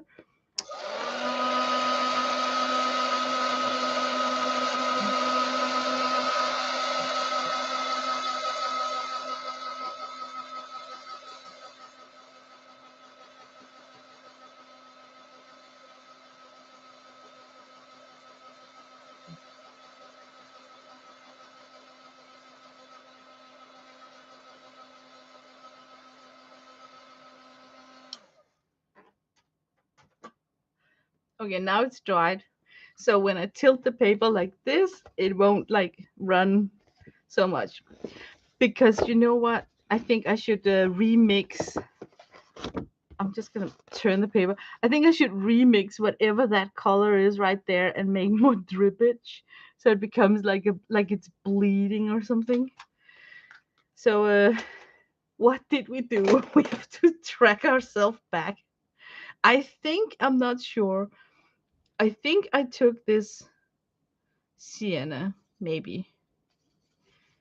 And then maybe I put in it would be like me to put in a yellow and then decide that it is still looking a bit weird. Okay, we got this crazy sand color here. Look.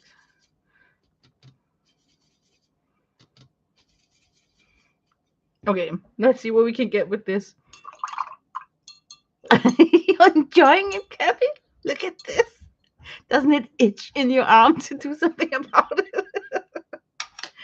Okay, I want some drippage and I want it to be casual and not controlled. So I am going to wet the whole area because then colors are just floating wherever they want to and it's less controlled by me.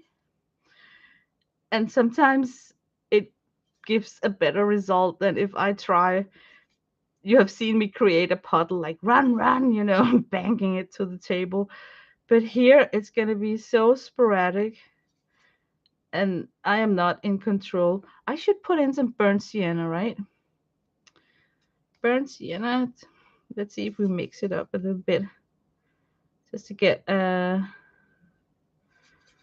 different tone. Is it enough? Should I stop?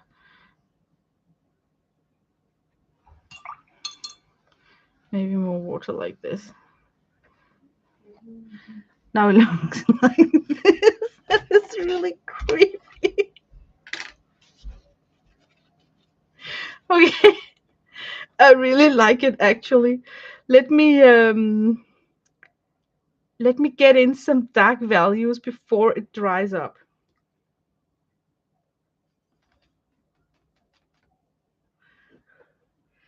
What would a smart person do? Probably, oh, I need to be very careful.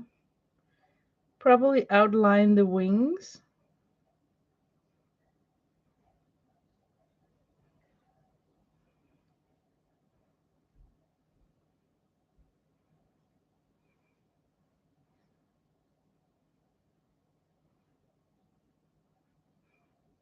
Maybe put back some dark.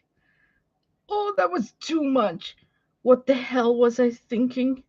Now I need to do the exact same over here to make it look like it was deliberate. Oh my god, that was too much. Maybe the edge right here. Some sort of a head and a tail. Okay, I'm gonna let this dry and see what it transforms into.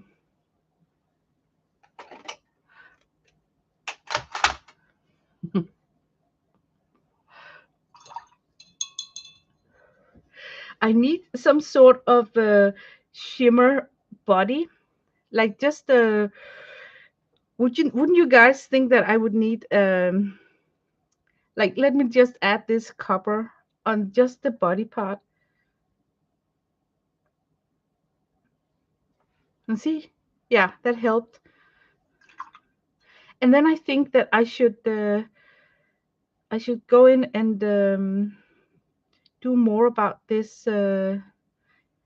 It can be with a pencil. It needs a dark value right here. It looks like a pencil work. Okay. I want to heat set this with a heat gun.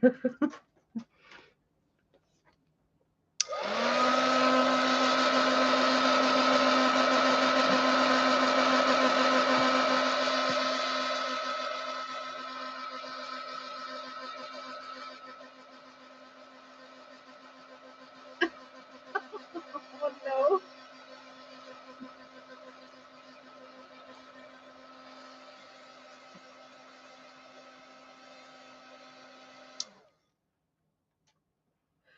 It looks like a monster's face. If you just look at the butterfly.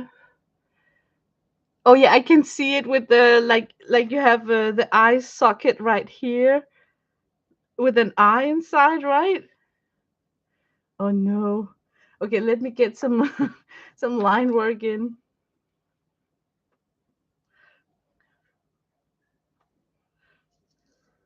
Now you're giving me the creeps.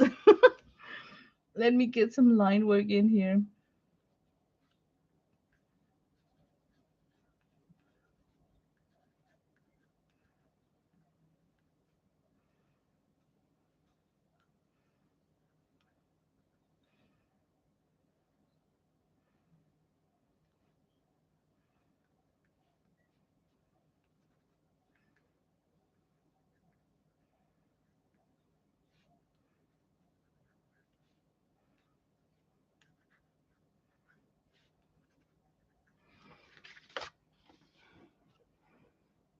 It is a creepy, creepy thing. Now the question is what to do with the rest of the. Like we have to somehow solve the rest of the paper. ICP. Uh, drat, drat, drat. That's what I'm getting for eating. Oh, but there is always the recorder. Oh my god, why did it get so wet down here? My butterfly is peeing through the paper. Um, we need something drastic. We're totally shifting gear here. I need to give myself a direction of how to solve this.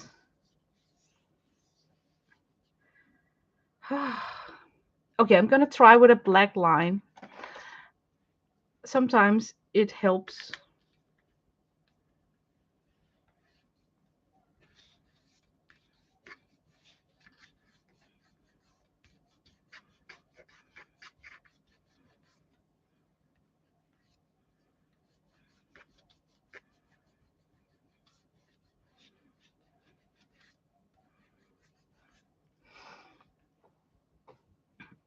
It just makes it a little bit more spookier. How about a shimmer, copper, coffee?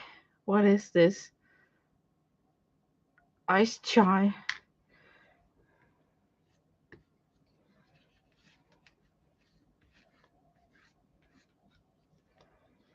Less spooky now.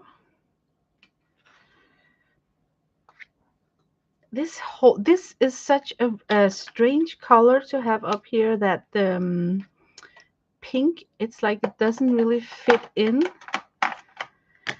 I will remove this pink and then replace it with something else. Something else.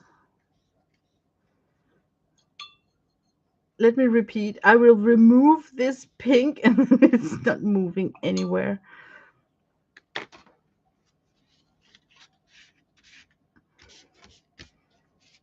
Okay, it's the wrong color to have pink. Look, if I do like this, you can just immediately see that that is more suitable to have, like as a color cluster up here. That would be more in the spirit of this.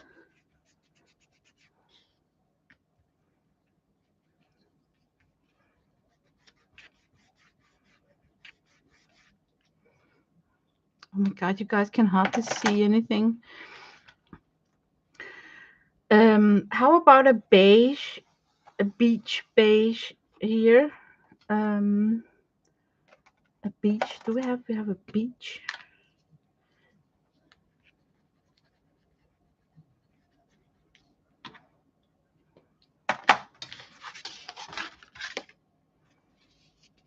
Always a good thing to wipe off your fingers when you work with gelato.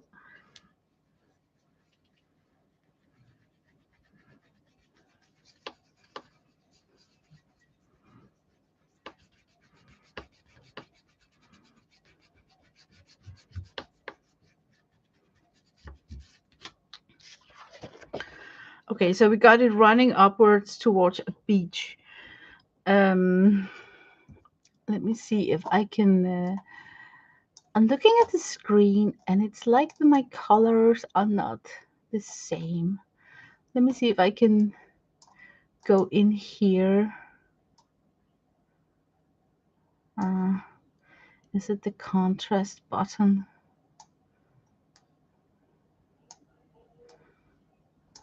Hmm.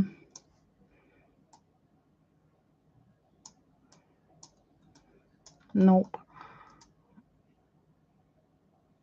Nope.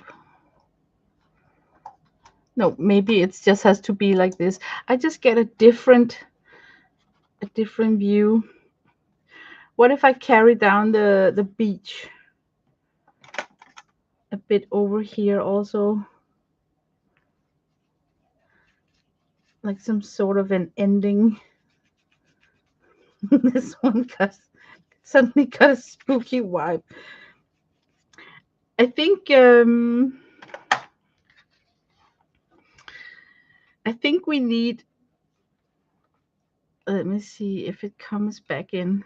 Yeah, I'm sorry to say it, but I what if we blacked out all this area here? Is it a little bit drastic? We gotta try it. I'm gonna go for it. What was that movie that one of the picture? It was Silence of the Lambs. You know, with that freak who sewed a skin suit out of yeah, body skin, and he had this white little dog called Precious, and then he dressed up in that suit of skin, woman skin that he created, danced in front of the mirror and said, "Yes, I will fuck myself." It was so spooky. I think I remember so much of that movie in details because to me it was so sick. I mean, everything about it was just repulsive. And then he kept his victims in a well, and then he needed them to coat themselves with lotion so that the skin would stay smooth. And he talked to them like, like it covers itself with lotion. I just remember the dialogue because it was so vivid for me that how they were suffering down that well. It was horrifying. He was a sick bastard.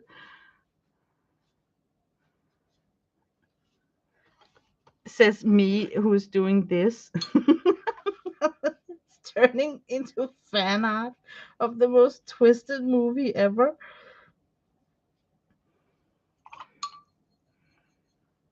Yes, the whole story. I think the whole story is a scary. Now I think I can put words on it. You know what was so scary? She is driving back home, and then in the parking lot, she see that this guy who's got his arm tied up in bandages. He's trying really hard to put a couch into the back of a van, and of course, it's one of those killer vans, those abductive vans, But we didn't know that back in the 90s when this movie came because that was like the new concept. So she's friendly going in saying, "Do you need a hand?" And then he's like, "Oh yeah, much appreciated. I can't lift it myself, so if you take the other end and walk backwards into the van and lift it up for me, then I can push from the back." And then he shoves that couch right into the van, traps her, locks the door, and abducts her. And when I saw that in the movie, I was like, "Oh my god, I would have fallen for that trick too."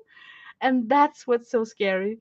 Like it wasn't this blonde girl going down in the basement yelling, "Anybody there?"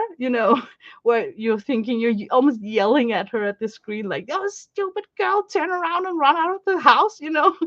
It was not that kind of a scene.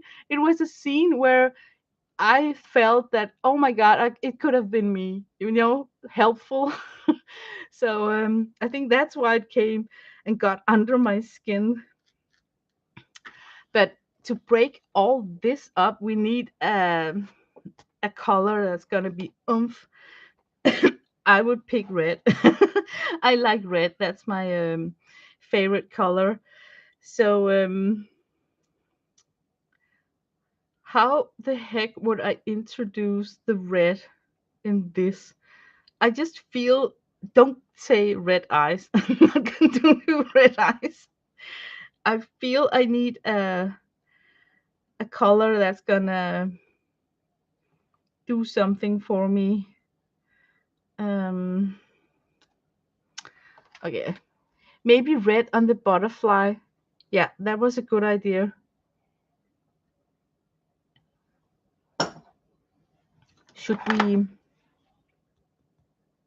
should we trust a stabilo?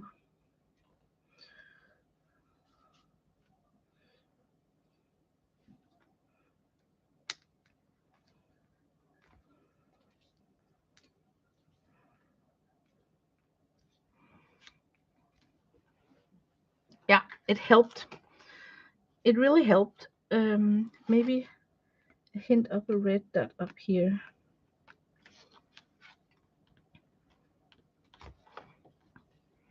Yeah, it kind of lightened up things a little bit. If we made like red dots here, like check this out. If we just did like red dots here. Okay, they won't stay red. Let me get my gouache. I'm gonna dig out the gouache.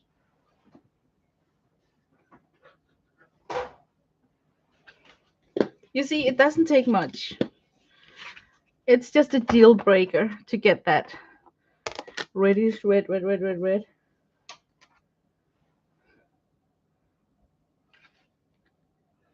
I don't know how to. I'm just gonna plot it in with my brush.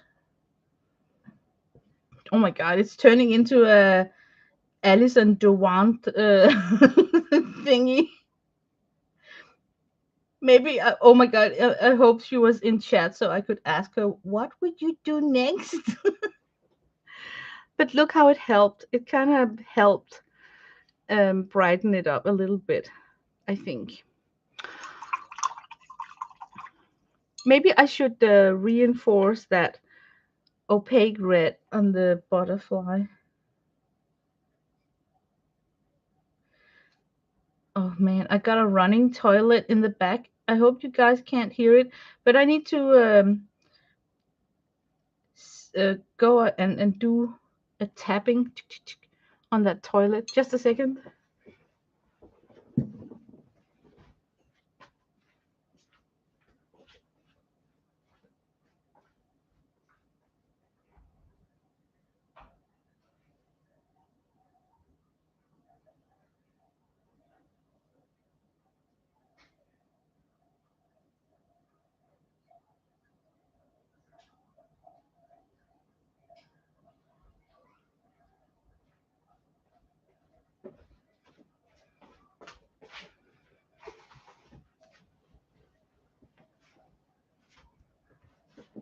Meh, there's something wrong with our toilet.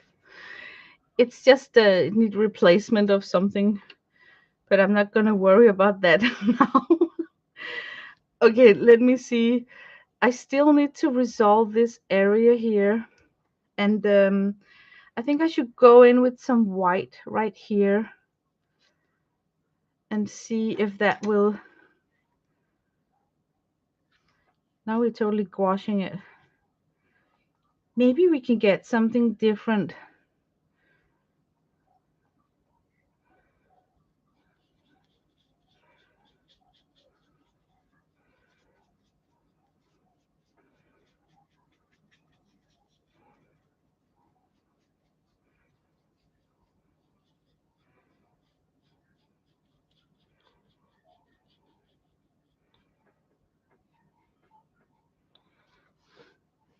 Yeah, then I get an excuse to put on white up here also. The good thing about putting a white gouache right here is that you're gonna get a hazy layer for, let's say if I put watercolor on top of it, it will be that hazy, a hazy look. Yeah, you can't see anything because I'm working with white.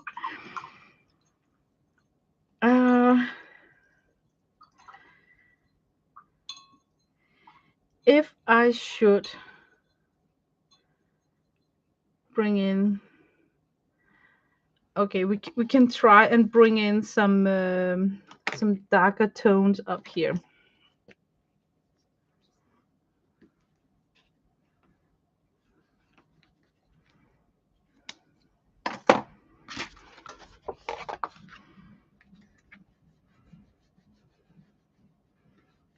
Oh my god, this is turning out to be something really weird. I was watching the movie Rapa Nui, and they had some masks. Maybe I can twist it in that direction because maybe I can still remember some of the masks in my head. It was so funny. I asked my hubby, "You want to watch a movie with me?" And he's like, "What are you gonna see?" And I said, "I'm gonna see Rapa Nui." And then he looks at me like, "No, thank you." And I'm thinking like, oh, what? Is it that bad? And then he left. And then I'm thinking, what the hell was that about?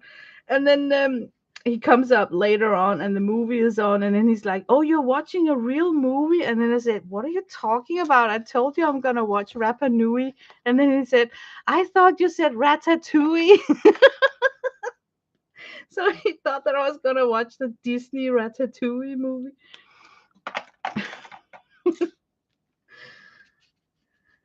Okay, now I keep making it more and more gloomy. But maybe we can still rescue it with something positive and bright up here at this area here. But so far it's looking a little bit scary. Maybe we should work on the eyes, or maybe I should put this aside because I promised myself I will not finish anything today because that's the whole drill with this. Yeah, guess what? I'm gonna lay this aside and finish it off later. But will I remember that I put white gouache here? I don't know. Maybe I should put in a little bit of something so I won't forget that I actually worked on that area there. So I got this mauve color. You can never go wrong with mauve. It goes well with a lot of things. So I'm just gonna blot in a mauve splotch right there. So I will recall that I worked on this area with something. The mauve is just fine. Okay, I'm gonna leave, put this witch aside, and then we're gonna take another sheet. Are you ready? Oh my god. Okay, that was a spooky one. Okay, I got one, two, three. I got five left. Let's see. This one is similar to what we almost just did, so not that one. This one is very polite, very. I'm thinking a nun. You could do like black, white, and then a colorful. Oh yeah, imagine that. Like nuns, right? Like it's like black and white. And then instead of skin tone, you can go all crazy colors like yellow, red, green, blue, um, like a wash of skin tones. Okay, we're gonna make that happen. But for sure, she could have all of this could be black, and then a white stripe here, and then the black. Okay, let me put that in because I can work from that. So a nun would have like a white inner cloth here, and then it would go out to something black coming down here, and it would probably cover most of her neckline. You could actually go all the way with the black there if you give yourself that white.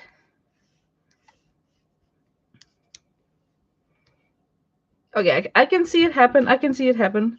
Give me 1 second.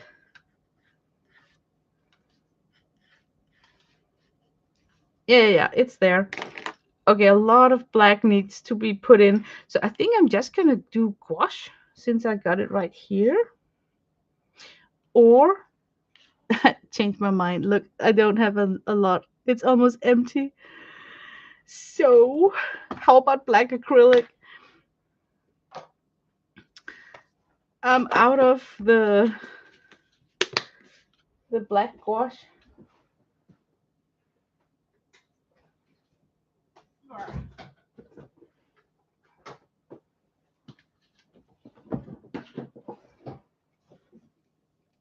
Okay, that's blue.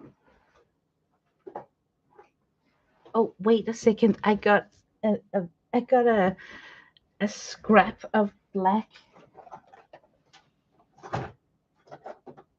Like this is black. Yes. I knew that I had it. Okay, I'm gonna acrylic it in because that's fast, it dries quickly, and it's straight to the point. So it won't smear, it will be permanent. Another good thing.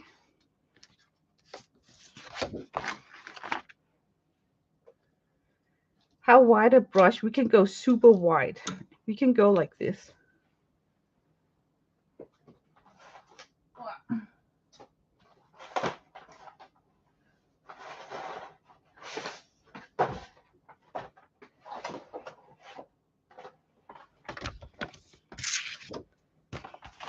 I even got an envelope.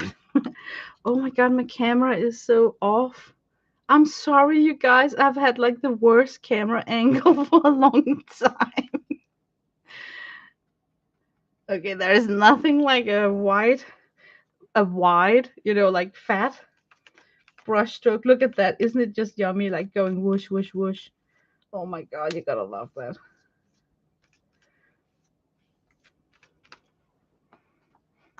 That's what we need sometimes, if we've been making like intricate small brush strokes and then suddenly you get this fat tool in your hand and you can just go cray cray with your strokes. That's just the best. Okay, think none. I think that her white inner cloth would kind of go upwards like this, right?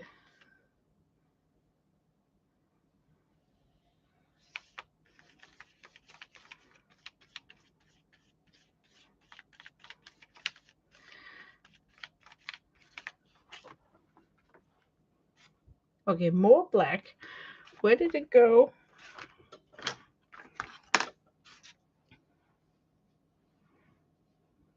She's almost gonna be finished so quick, so maybe I should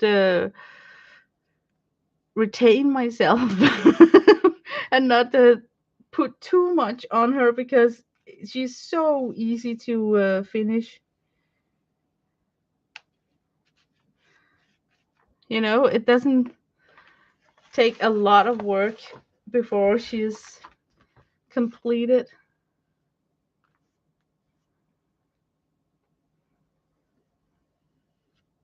Oh my god, I know what. I know. She's gonna look down. Imagine if she's looking down at baby Jesus and he's glowing with a yellow light. Maybe we can get that tuk, tuk, tuk, tuk, tuk, going upwards. Can you? I can. I want to take up the challenge because it would be difficult for me to figure out how do I place colors so it looks like she's looking at something that's glowing. That would be a nice challenge for me. And now I totally regret saying it out loud because now people expect, okay, that's the finished thing. And she's gonna make it because you said it. I don't even know if I can pull it off, but wouldn't it be awesome if I could? I got a little bit extra acrylic here on the brush. So I'm just gonna. Sometimes I brush so fast with acrylic that I miss a white speck. And that's just so irritating because you had so much stuff on your brush that you could have covered up 1,000 specks. Okay, that's it. I'm sorry to say, but I need to go out to the sink because I know myself. I will dip this in my water drawer and then suddenly I would put watercolor brushes in that water and then I will contaminate things. So I'm just quickly gonna go out and rinse this in the sink because I know myself. Go. Yeah.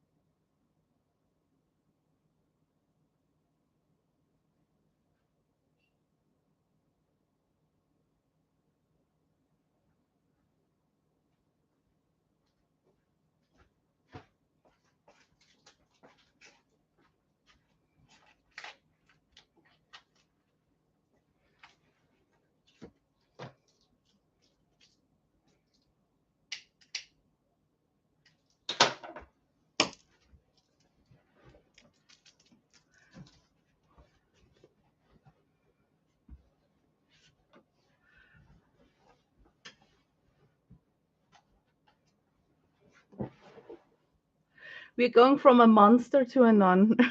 How about that? Okay, my noodle is spinning. I don't know if it's possible, but to get some symbolism into the drawing,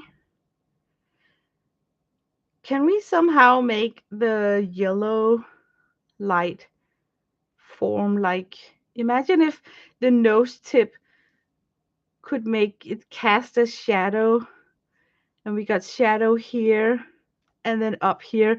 So it actually would be like a cross. Couldn't that be awesome? And would it be possible? Like this nose is blocking the light from down here anyway. So it's going to be like the reverse cross where it's not going to be the cross that's illuminated, but it's dulled down shading colors that's going to form the cross, making it look like it's just the shadows from her nose. Okay, we're gonna try it. Okay, I'm gonna do this with the, I think I'm gonna use gelatos. And I think I'm gonna do myself a favor. I'm gonna coat this with clear gesso because then if I make a mistake, I can wipe it off the gesso surface. That would be like a plastic coat, and the pigments from the gelatos will not have sunken into the paper because we're gonna work with such light shading colors that if it contaminates the paper, it can be a peeler to deal with.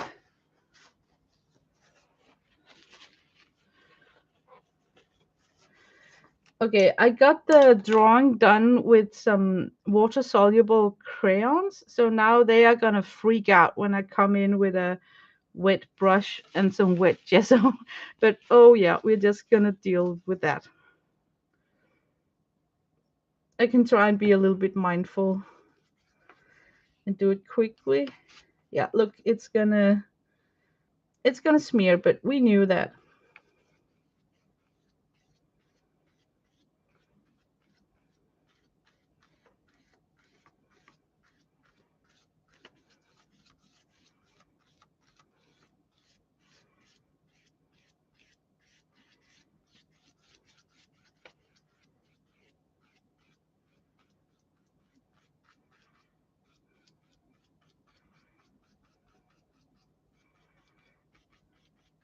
Man, she's out of proportion. There's something really wonky going on with her face. I would need to correct a bunch before I start painting. Okay, gotta let that dry.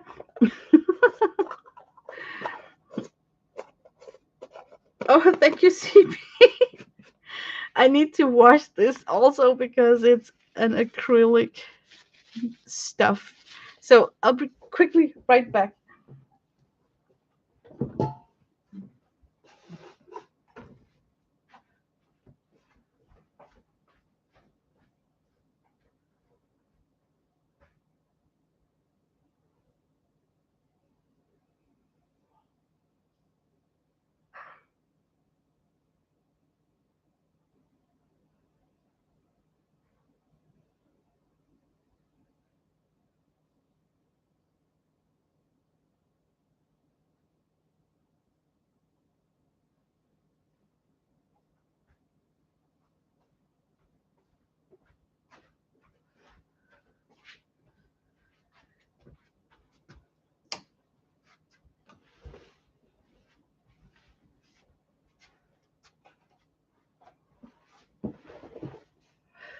Okay, I need to think.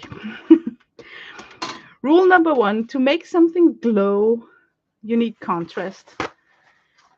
If you want to paint like a candlelight and you want to make the flame look like it's glowing, you need dark dark colors around your flame.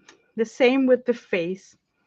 I need to build up a skin tone based on burnt sienna, crimson, making it dark, tons of ochre, so that when I come in with a yellow tone, it will be like luminosity, like ta-da, light.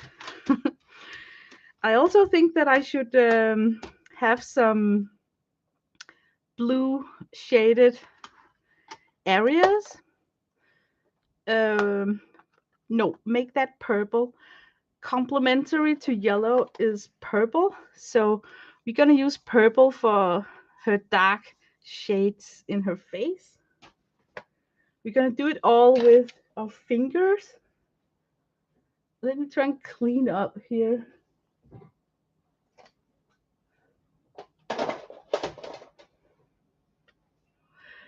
And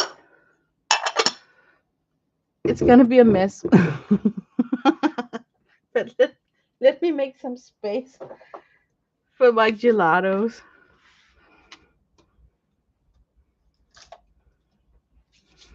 Okay. If I need to listen to what I just said, I should pull out my colors now.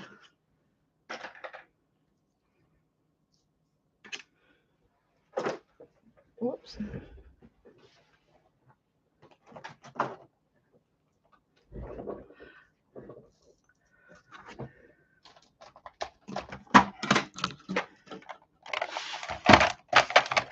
Okay. It's gonna be like a lemon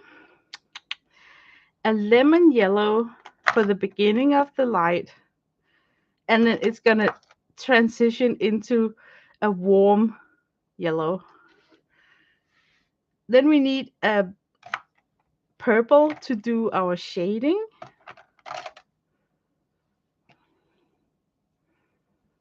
That's not good enough.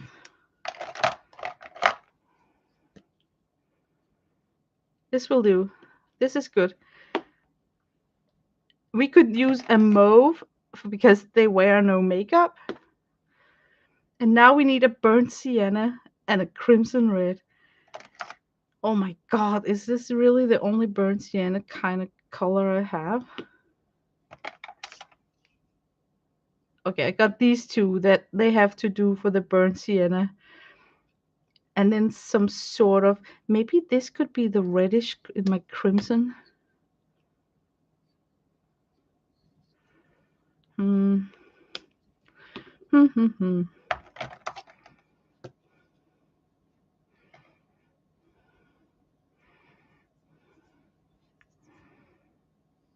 Yeah, okay, I'm gonna keep this out on the table.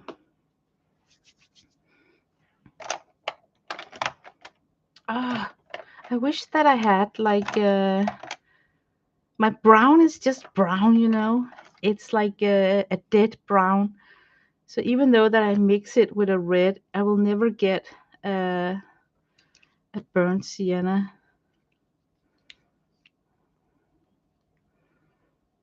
No, it's gone. It's dead.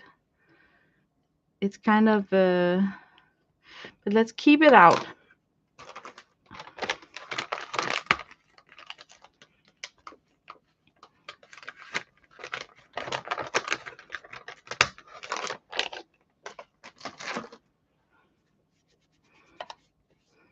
Okay, we're almost there. We can start sketching. I'm just gonna heat set the gesso so I'm sure that it's totally dry.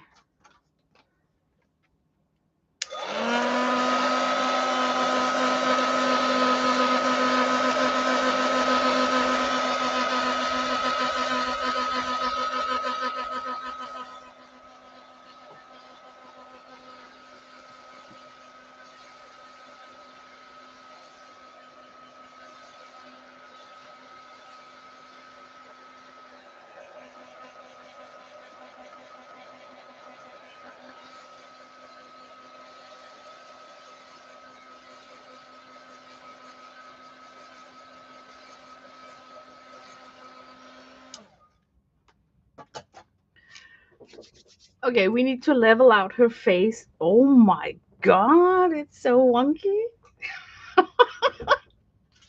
I don't even know what color to pick. Um,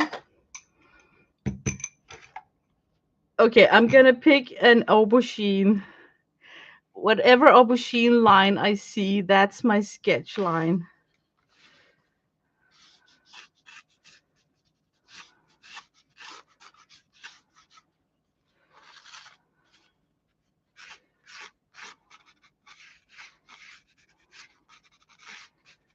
Remember, I am on top of clear gesso.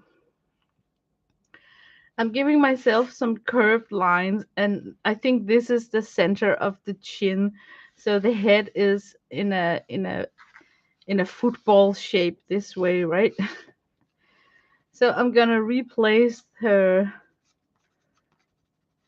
eyes could go this way, and then this one should go like this way. Unfortunately, she got a slanted face that's really annoying to work with. But it kind of means that a nostril would be visible in this direction and barely visible over here. So if we take the inner, I don't know what it's called, that inner thing on her eye, we could kind of tell that the nose nostril is somewhat over here, and the tip of her nose should land all the way. Oh, can you guys see anything? I'm sorry.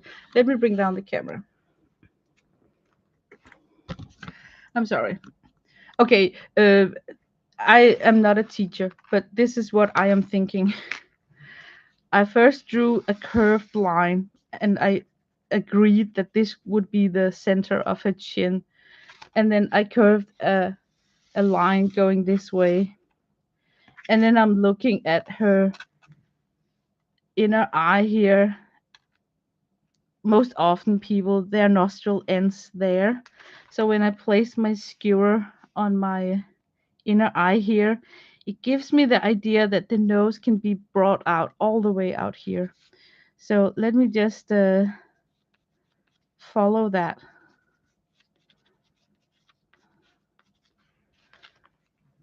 And then her cubic bows is in this direction here, going this direction and not that direction, because they're following the curved chin. So of course her lips. Normally the end of the mouth is in the center of the eyes. So if we look at here, can you see the mouth has to be moved drastically? We're almost talking like, and of course she's gonna have a little smirk on because she's watching something delightful.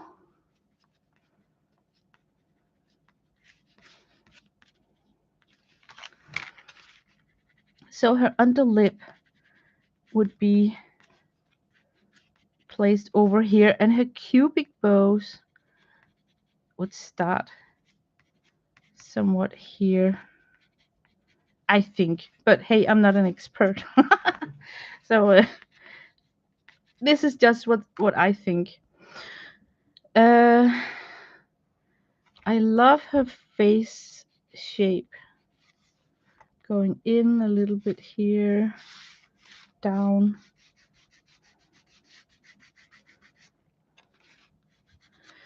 Okay, when you have a turned over face, your chin gets smaller.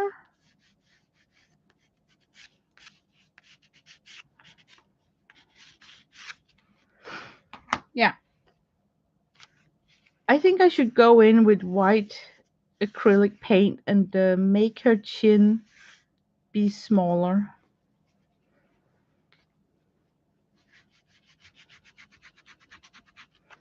So I'm just gonna wipe out this because it's gonna discolor my white acrylic paint. So now I'm gonna need to negative paint her chin with white acrylic because it's got the wrong uh, dimensions for a curved head. So I'm wiping off my sketch lines so I won't contaminate my acrylic. But I got it in my head. I'm trying my best to remember where they were. Okay, I can just keep on wiping that bubble sheet while I have this baby wipe. Because I'm working on top of clear gesso, I can wipe off my the sketch lines that I don't need anymore. I think. Let me struggle. Oh my god, this might even be a 100% acrylic job to cover up all this. Okay, we're gonna try with gelatos first, and if it won't cover up the world of sin that we made with these colors, there's always acrylic.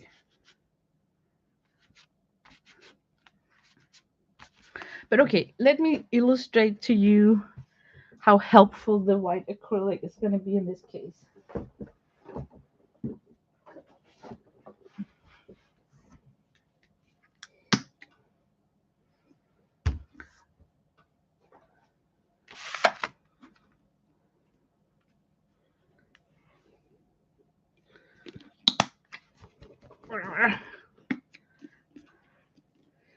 It never wants to come out and play.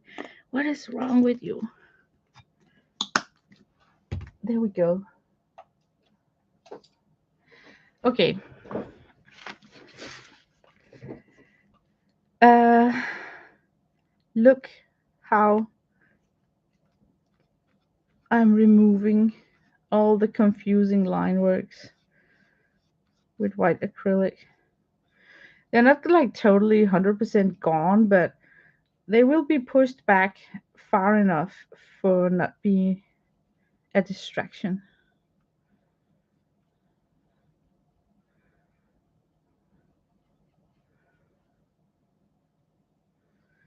I don't care if I lock in some of the, is it called, what is this called? A scribble stick. I don't care if I lock in some of that with the acrylic because I'm crossing my finger that I can go over it with the another color.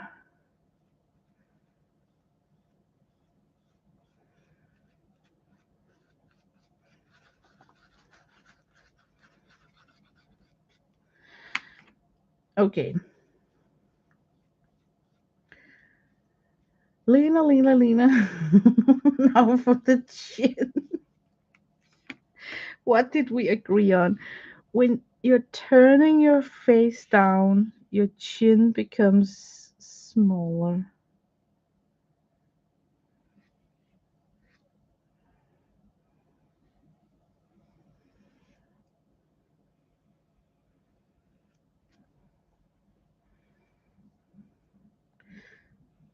Um,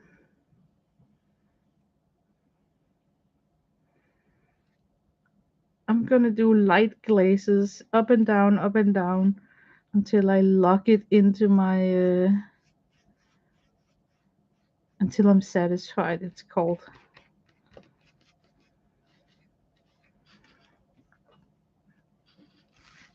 She might even have an indent here on her jawbone,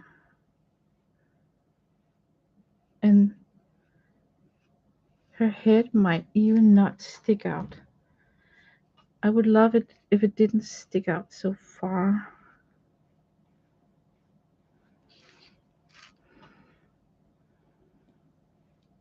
What I'm doing is that I'm not just touching the chin, I'm trying to follow a long stroke, long lines up and down of the face, each time carving off a little bit more with the white until I feel that I can see that I carved too much here.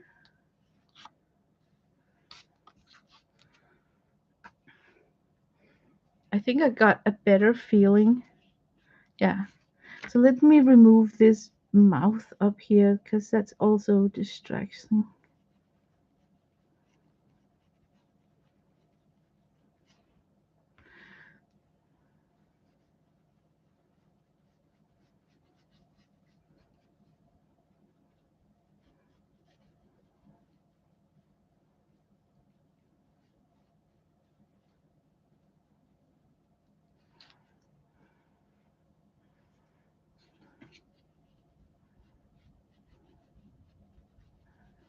Okay, I hope I can cover some of this. I want to remove more of the eyebrows. I'm sorry for being so slow. Uh, I just couldn't work with the sketch as it was. The sketch was just a suggestion of, hey man, a face could go like this. And then now I kind of wanted to take it up on its position. That is just too much. Okay, I'm ready. I'm gonna let this dry. I think I have removed um a good portion. I'm just gonna go out and wash this brush. Be right back.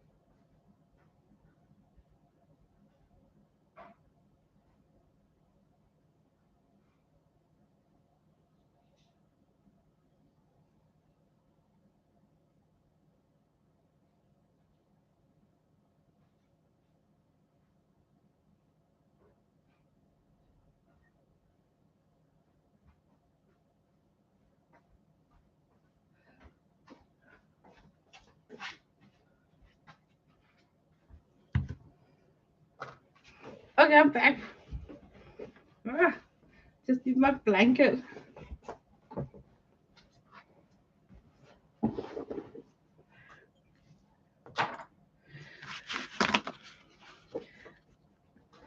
Okay, I'm thinking that maybe I would do myself a favor by putting in the yellow highlights before I start putting colors on the face, because then I won't contaminate those areas and go over them. So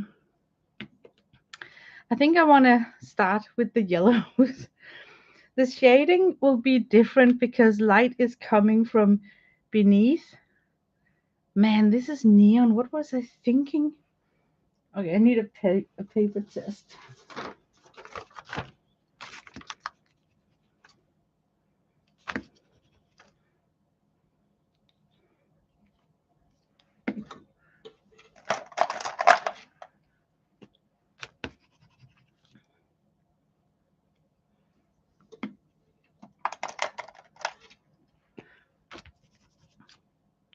Oh, this is a good one.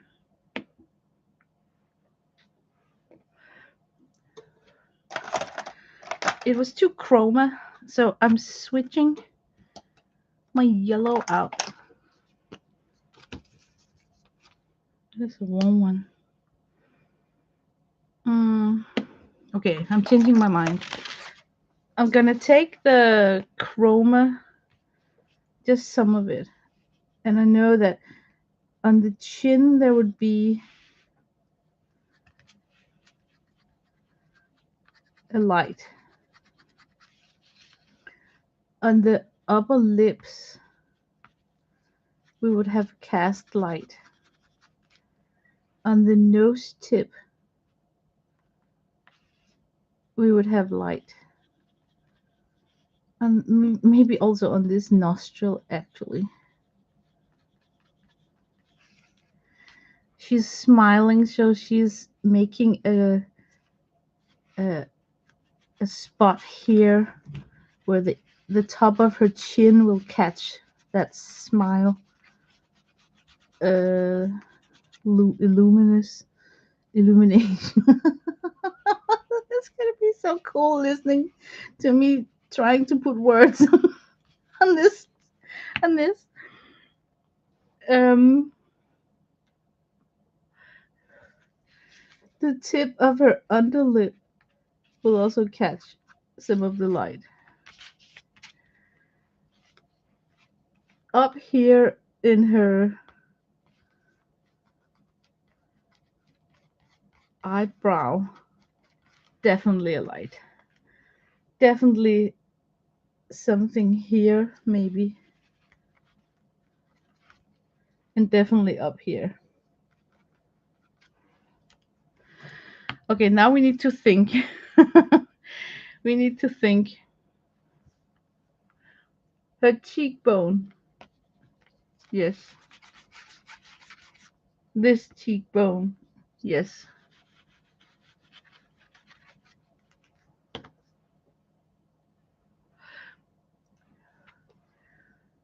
All of this area in a round curve. Yes.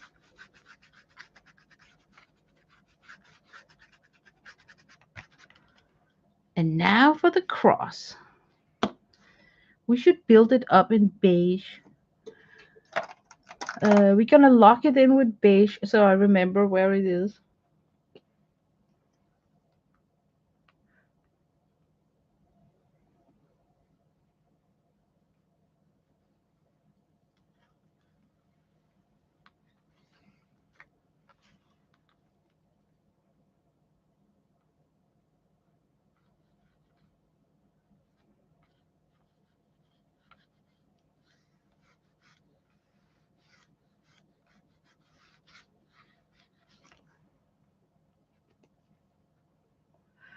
Can you see how that's too straight of a line?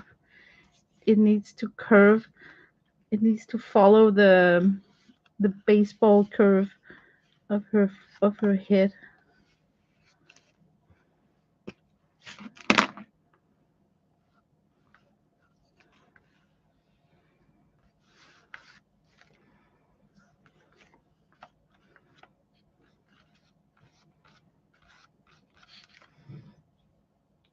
Yeah, I think it's gonna work. What about the line? It's off. Can you see how the lines are off? Okay, I'm just gonna do something crazy. I'm just gonna block it in.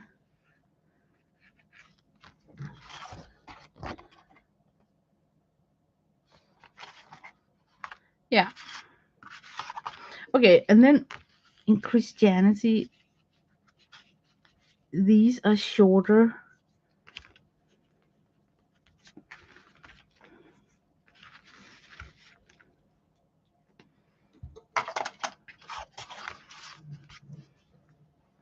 Okay, we kind of got her. Wow, look at that neon on my monitor. It looks crazy. It looks really crazy, that chroma color. Okay, guys, now we need to address this side here. Um,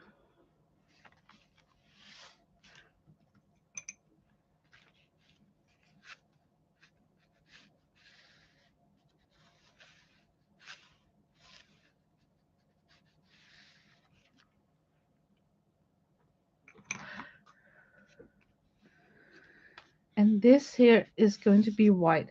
Let me see if I can get the last coat of white in on that thing right there. Where did my brush go?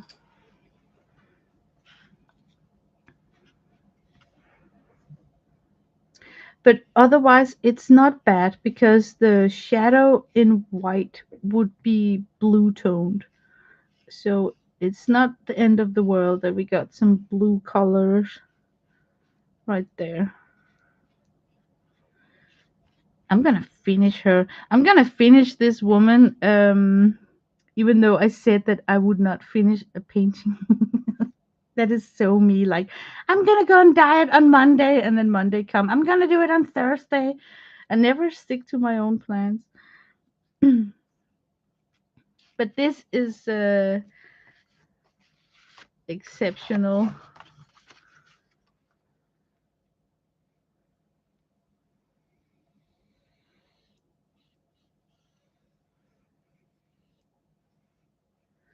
I think she's gonna be lovely.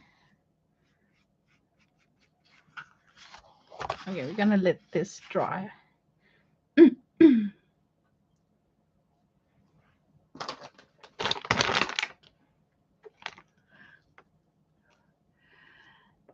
I would turn the picture upside down. It would be easier for me to think that way. No. How many is thinking about Pulp Fiction? I'm just imagining that she's opening that golden suitcase that gives out that dim, golden, mysterious light. So I'm thinking like that. Like, how would that suitcase illuminate her face? Oh, did I really just mess up this black here? Of course I did. Typical. Okay, I'm actually waiting for that acrylic to dry because I'm gonna smear next to it. I'm just gonna heat set it.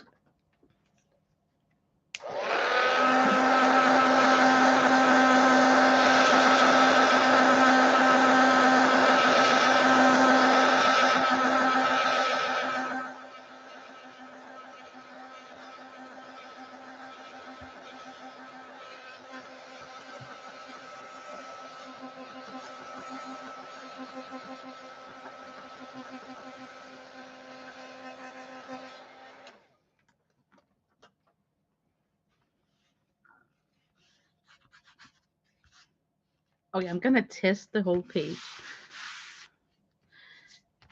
It doesn't look like I'm gonna smear anything. Okay, let's hit it. Now I want to get in my darks to make her glow. And it's always a bit scary to start with the darks because some people like to build it up layer by layer, getting them darker and darker. But I like to bite the bull at the horn and then just get those darks in immediately and then spend the rest of the time trying to blend out. Where would the darks be? Funny enough, it's upside down, right? So we would have something dark here.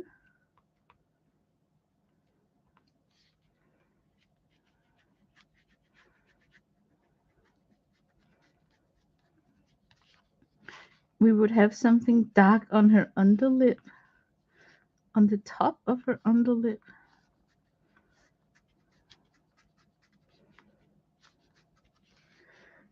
And I actually think that most of this area up here will be pretty dark.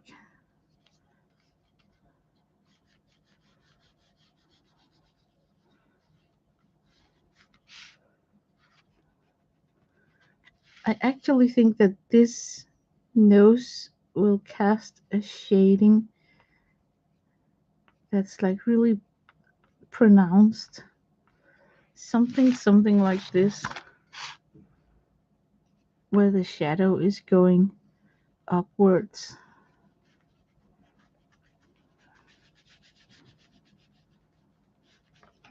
Not too much, because this would probably not be shaded.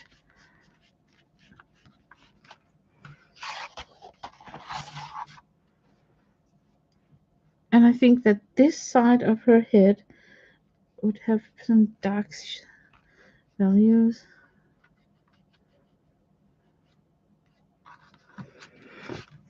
I'm sorry. And then I'm thinking that underneath her eyes probably also would be a little bit dark.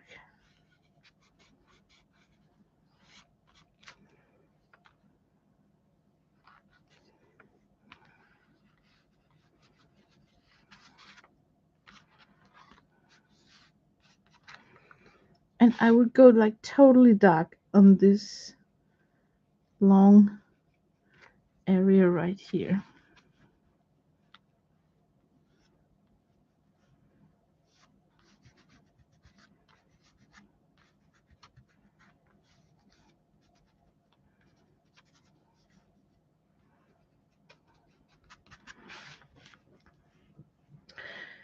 And then over here, I'm sorry, I'm mumbling. I would have some dark value here.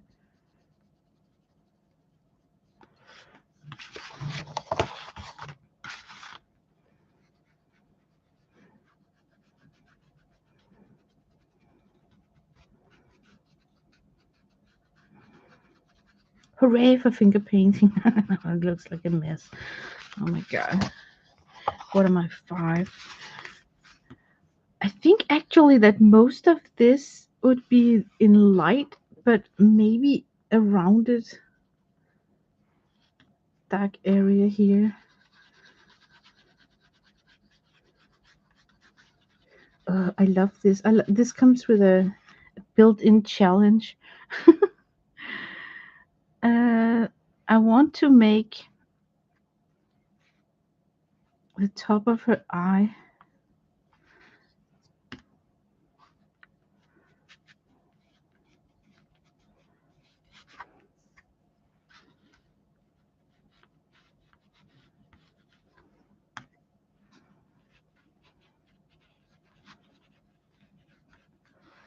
that's also dark.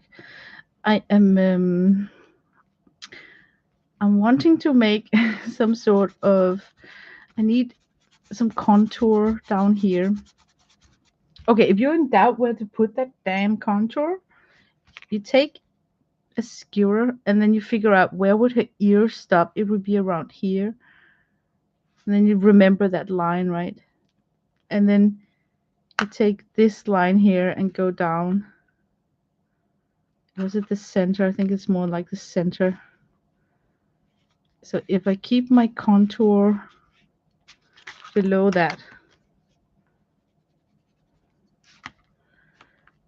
if I keep my contour below this,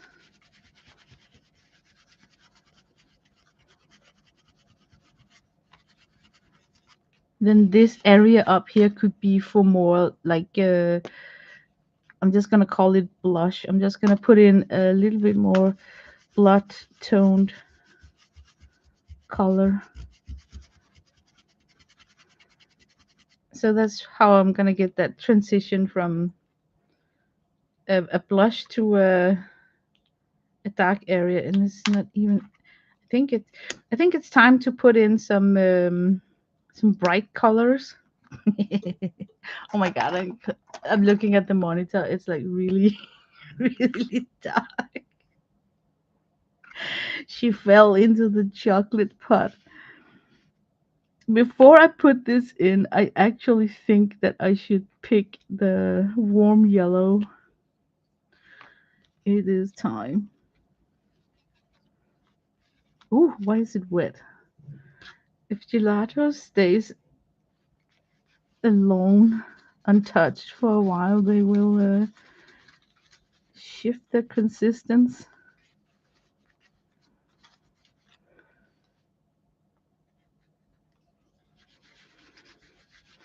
Okay, I'm blocking in more yellow and then I'm going on top of that yellow later on. I know it looks like super scary right now.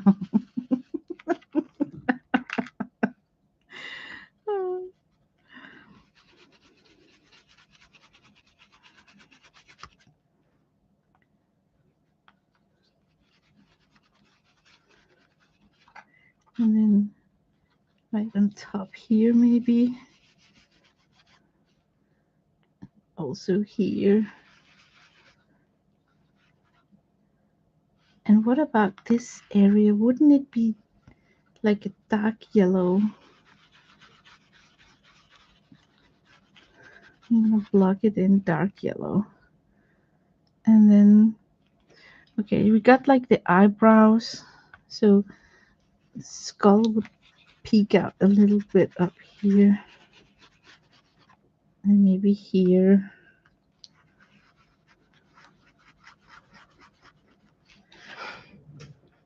And then I actually think that inside this right here would also be, and then it would be darker over here probably. Oh, I'm sorry for not attending much in chat. we're talking we're talking brown dark. Wish we had burnt sienna for this.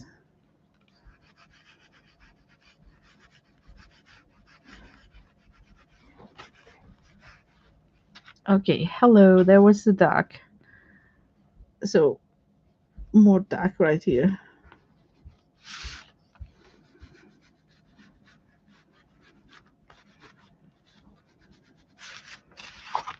More dark over here. And let me see. I'm thinking I feel tempted to a little bit here.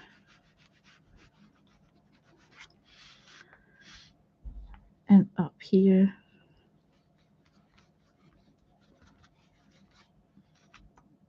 May look a little bit like a mustache. The mouth.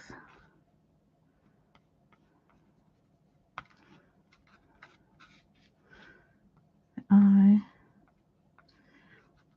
Oh my god, this is time for putting in eyebrow. How would I would maybe give her one here.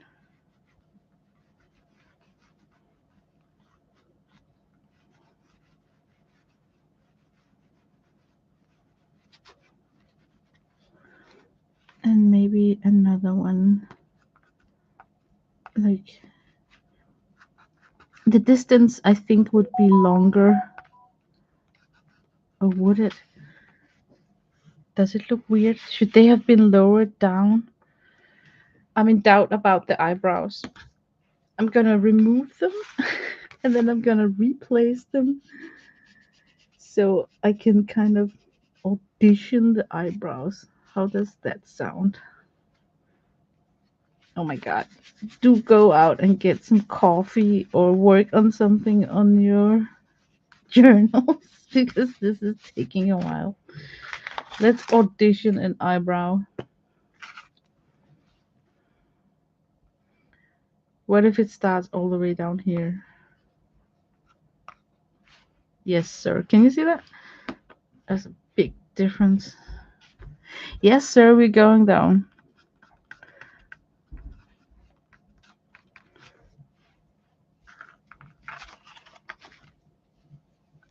This is how we draw them on ourselves, walking around looking all surprised. Maybe we should lower this down.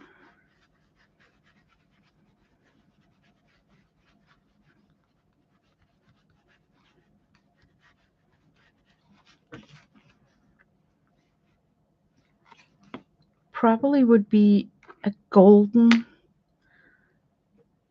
moment right here, I think.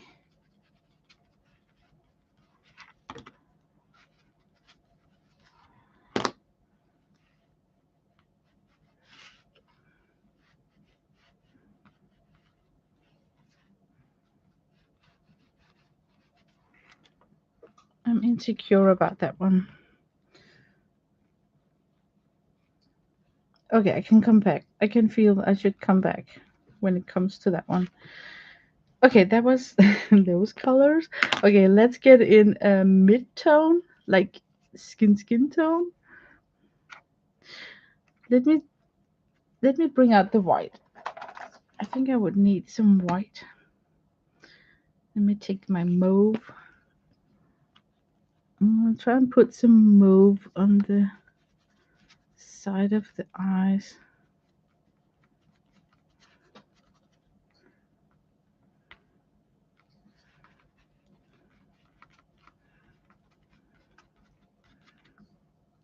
I also think that the top of the nose actually would have the mauve.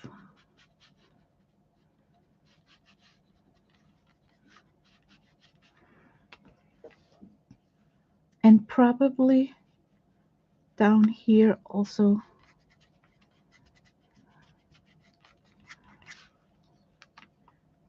And maybe we got some mauve areas up here. Yeah, I'm just gonna lock them in there. Okay, I'm coming in with the skin tone. Now we're putting skin tone in. Oh my god. It's gonna be like a really long painting session. I'm so sorry that it turned out to be something that takes a long time.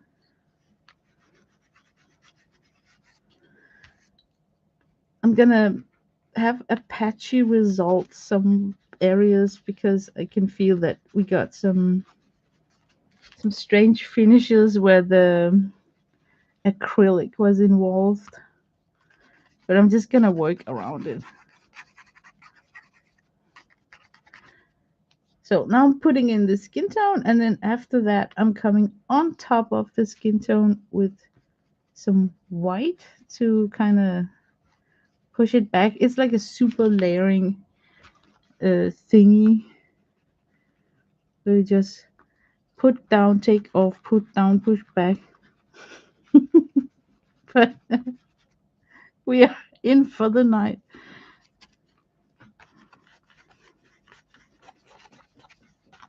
But gelatos are like transparent enough to show layers. So I've never been afraid to just go nuts with these strange sticks. Okay, now I dare not plug more in. I should start working on the white. Maybe put in some color for the lips. We don't want to give her lipstick though, right? So if we pick this, it's not a lipstick, and then it's just a color.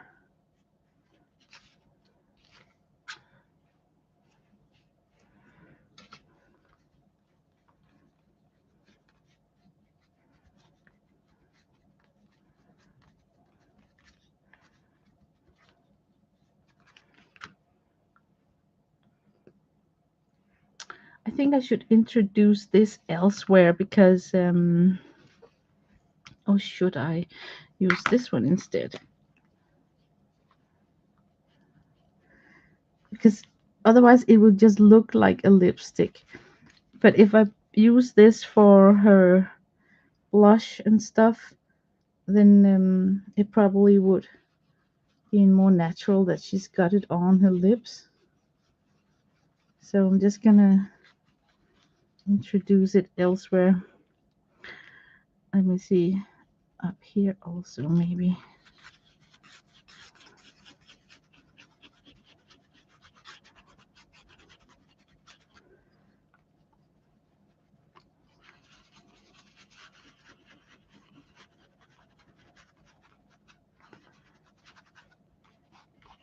That was like really red. That was like really red. Okay, totally on the back of her nose. I'm gonna push it back. I'm gonna push it back. I probably could use it up here also.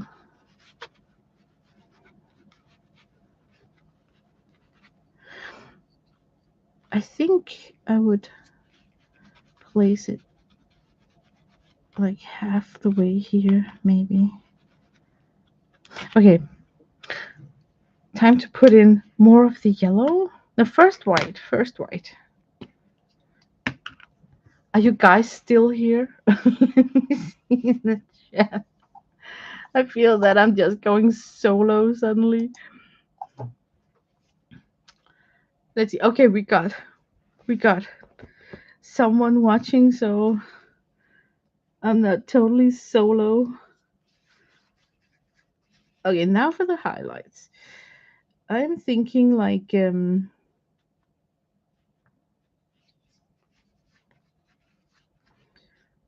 coming back into these areas, top it off once more with the yellow, just to make sure that I get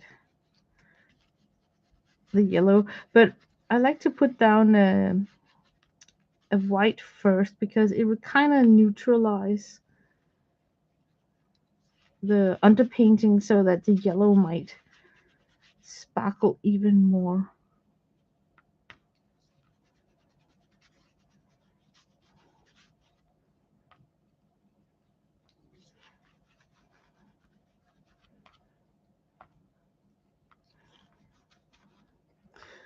I'm gonna get the cross back in. I just need to make the baseline here.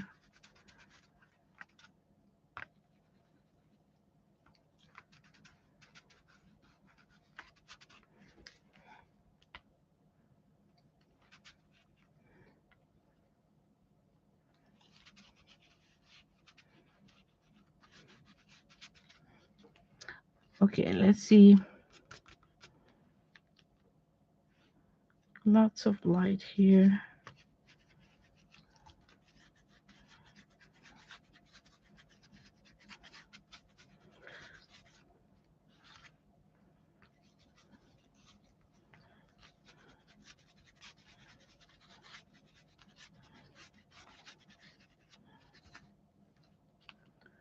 Maybe not so dark. Okay, I'm sorry for being so quiet.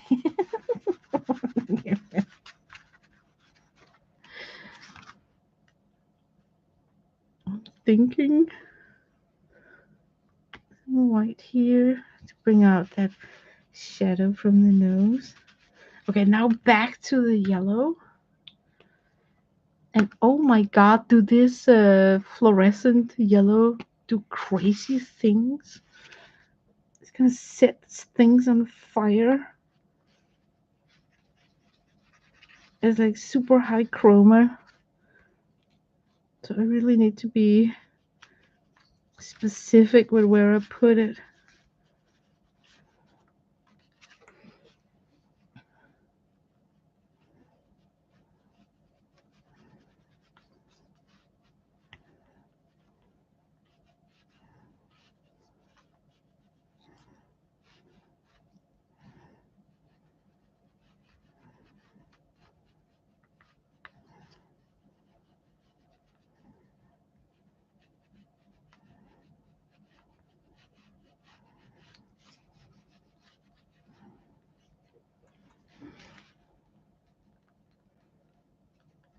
That was a lot on that lip.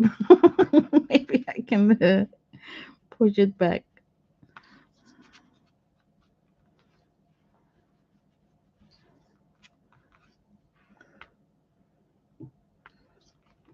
I certainly got what I asked for with this chroma. She's at a rave party, like an LSD event.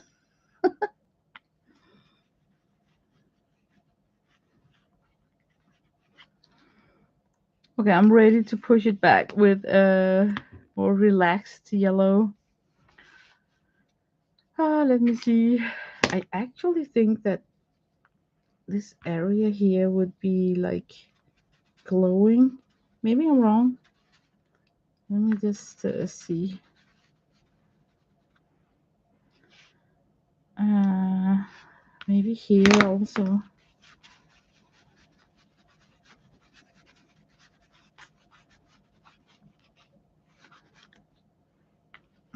Up here.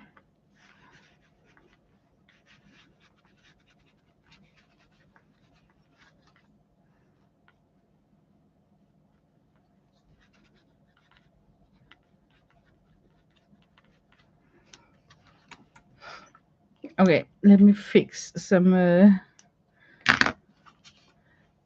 things.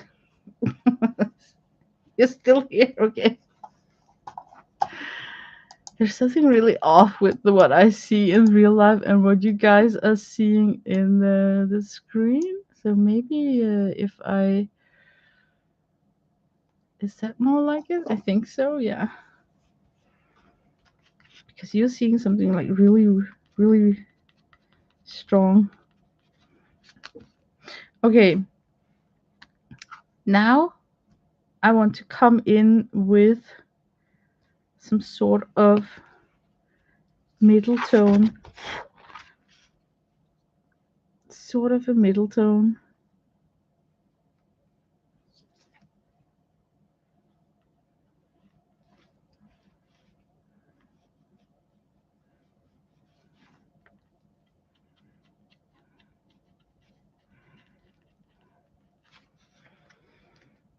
Um,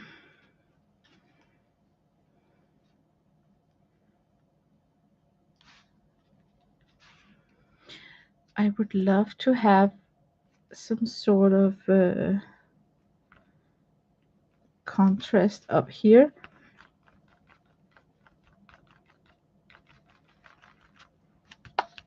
Okay, let's get that cross in, shall we? What color should we do with that? It's a hard one. I need more middle tone over here. Can you see that?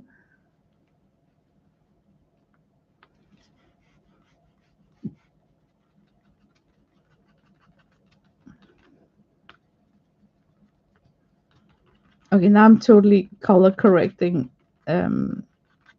because it's so easy to lose your this and that when you're working with gelatos.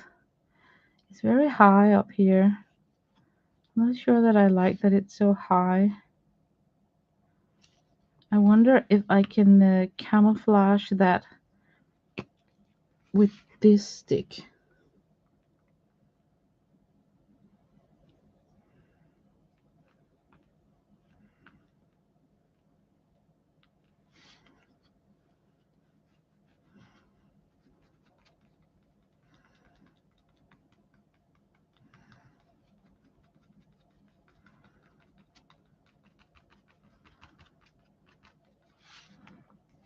It's still very high.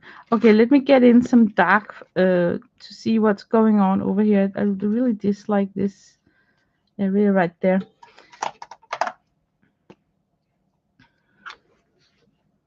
Oh, this is a scary part. Maybe I should do the cross first. We're gonna do it in bronze. Yeah, this one. Okay, once again, I need to follow the curved head.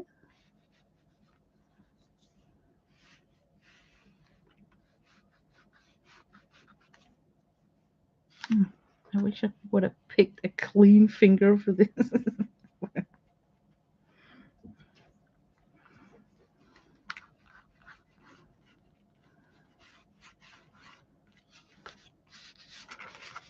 And then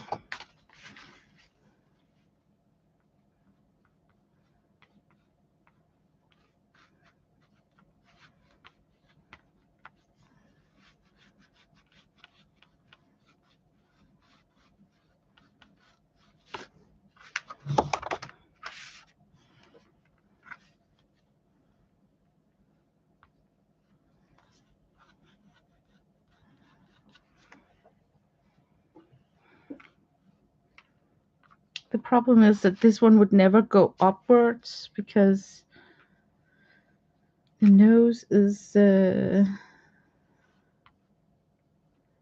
will be like, I think. Oh, damn it. I wish I could manipulate it. I'm sorry for being so quiet. I'm a little bit in a trouble here with this cross. Where to place it? I think okay,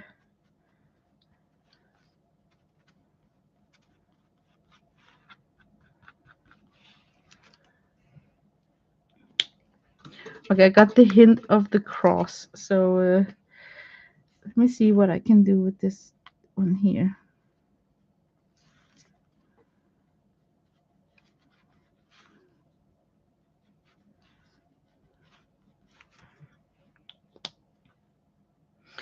I'm not sure that I like the idea, but let's get in some dark values, and then things might change a little bit when we get in the darks.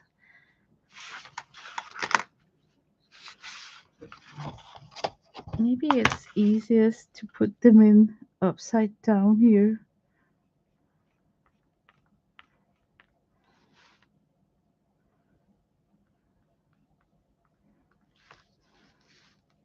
And a clean finger.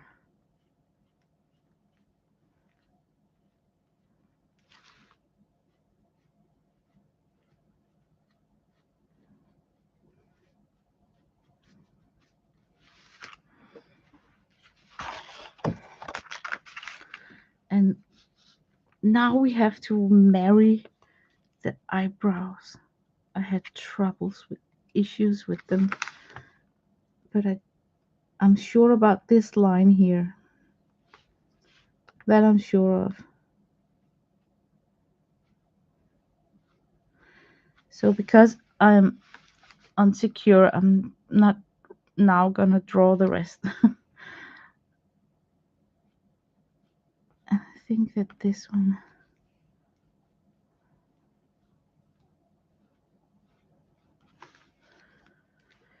Yeah, there's something wrong with the height of this one.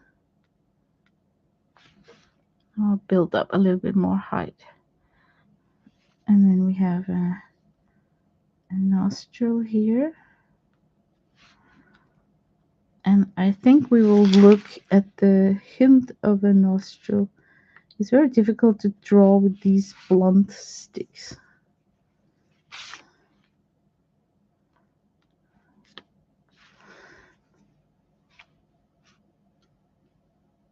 I just try to finger position some of the things. Oh, I'm sorry. And then I think I would plant her smirk. So it's planted. So nobody is in doubt that she's seeing something beautiful. So I'm gonna pick up some of the dark over here to place it like this. And then there's something off with that. Maybe I can take it off a little bit. Just a little bit.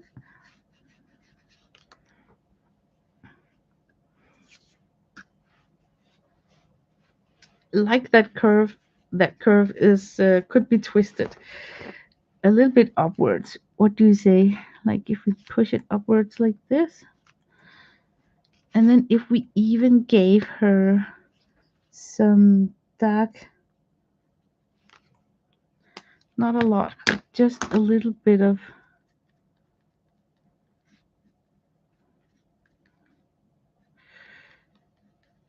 some dark shading. And then could I get like, if I could get a yellow worked into this, I would be thrilled. I don't know. Not sure I like that the edge we have right here. Oh, I got a contaminated finger.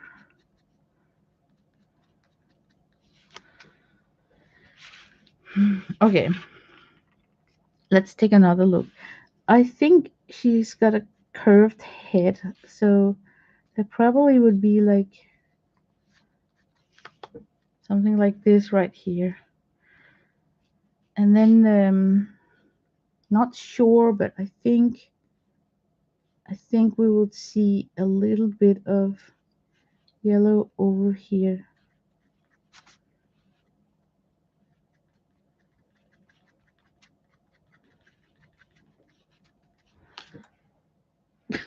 That was too much. That was too much. Let's see if we can cover up with this cream color here.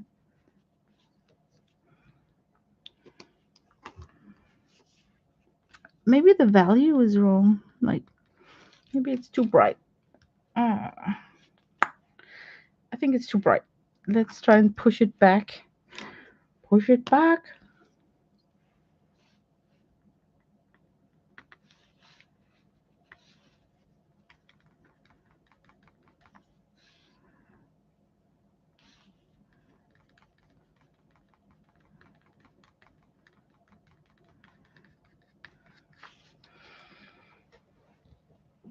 Okay.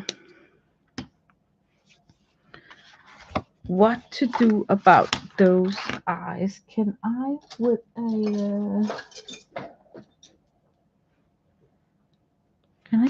can I manipulate with this tool?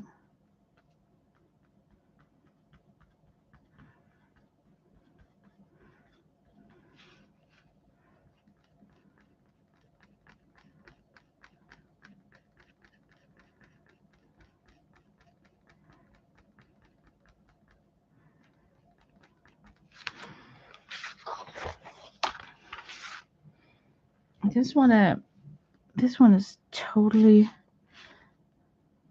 okay. I'm sorry for taking this so long stretched. I'm just totally killing the whole stream. Sorry.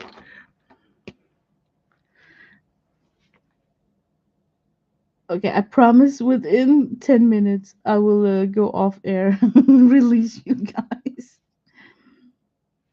I'm just sucked into there's like no return for me now.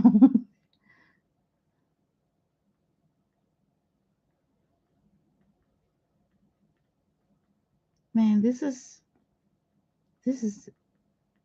not likable to paint like this. There's something really off about that area there.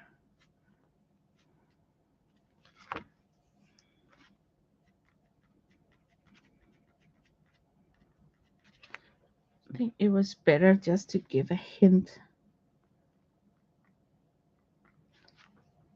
I think that. Okay, let me pull this up.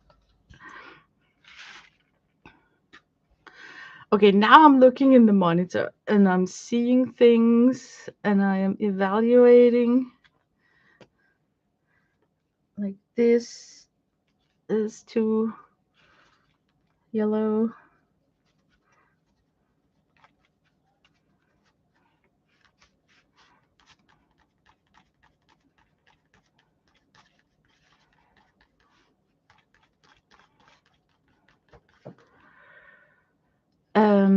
The cross did not work in my honest opinion. I think it was not a good call. And I think maybe we should have a bit more contrast here.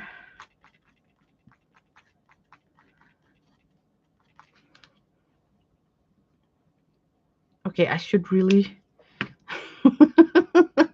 let you guys go. I'm sucked in right along with you. Thank you, Natalie. Nat. It's just it's crazy how you get an idea and then you just want to push and push and push until you get it. And it's like a disease, like an unstoppable.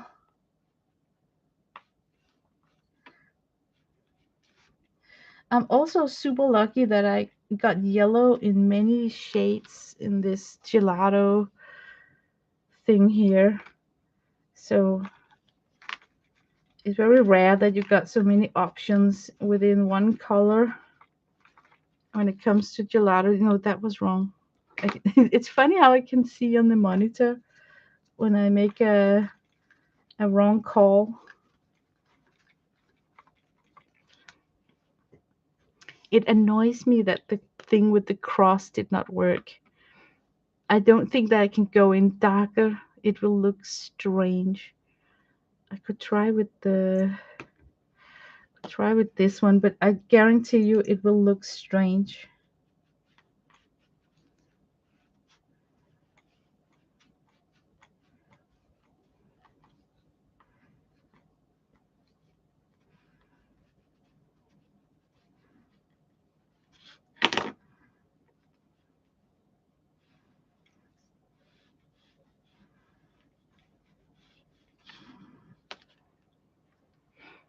Almost. Yeah, can you see? I'm just wrecking it up. So if I wanted to do that stunt, I think I should have maybe picked a different medium. Maybe it's doable in a medium that's not so creamy. Oh my god, I'm just making it worse. I think I should let it rest. Oh my god, I can't stop fiddling with it.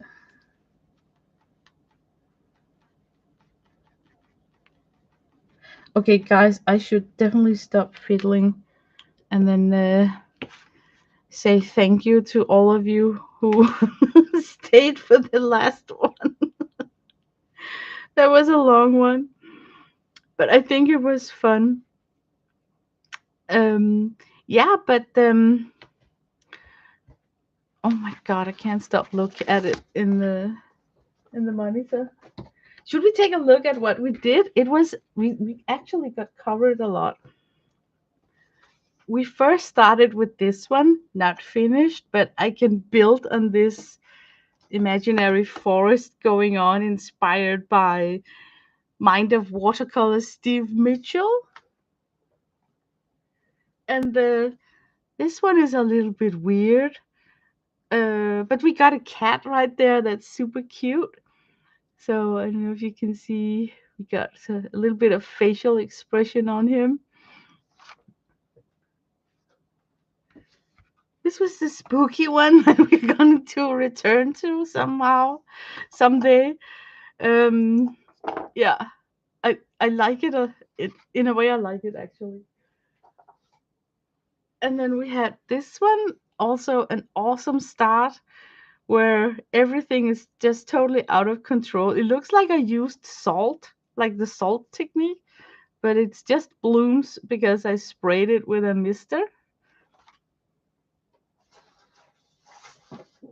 And then this one got some really nice, I don't know what that is, but it's gonna become something. But I really like that crazy details with the strong colors. And I think actually that was it. Is there another one? No. But hey, that was a good first session. Like, I like this idea of having just this pile of paper, and then I can come back and I think I will promise myself not to be sucked in on each drawing, trying to finish them off, but be more like I said in the beginning of this stream, work a little on everything in the spirit of JB5, where we are totally constantly switching to a new page, new page, new page. So this was fun. Oh, thank you, thank you. Um, yeah, I think I should end the stream now and then wish all of you guys. It just dawned to me that it's not Thanksgiving today, right? That was yesterday, wasn't it? I think I misplaced the days. I'm not sure, but yeah.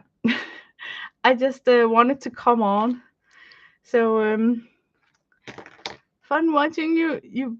You boggled my mind. Okay. That's good. This is new for me also, but I think we could make it into a style. We need to give it a name though. Um, I'm a day late with my Thanksgiving stream. Oh my god, that's typical me. Always $1 short and a day late.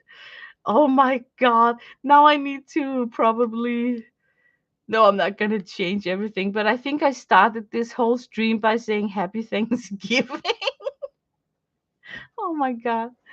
But we need to find a name for this. What is this? Is it called a shuffle pile? Uh, I don't like the word challenge in it because it's not a competition. Like JB5 don't have the word challenge in it either.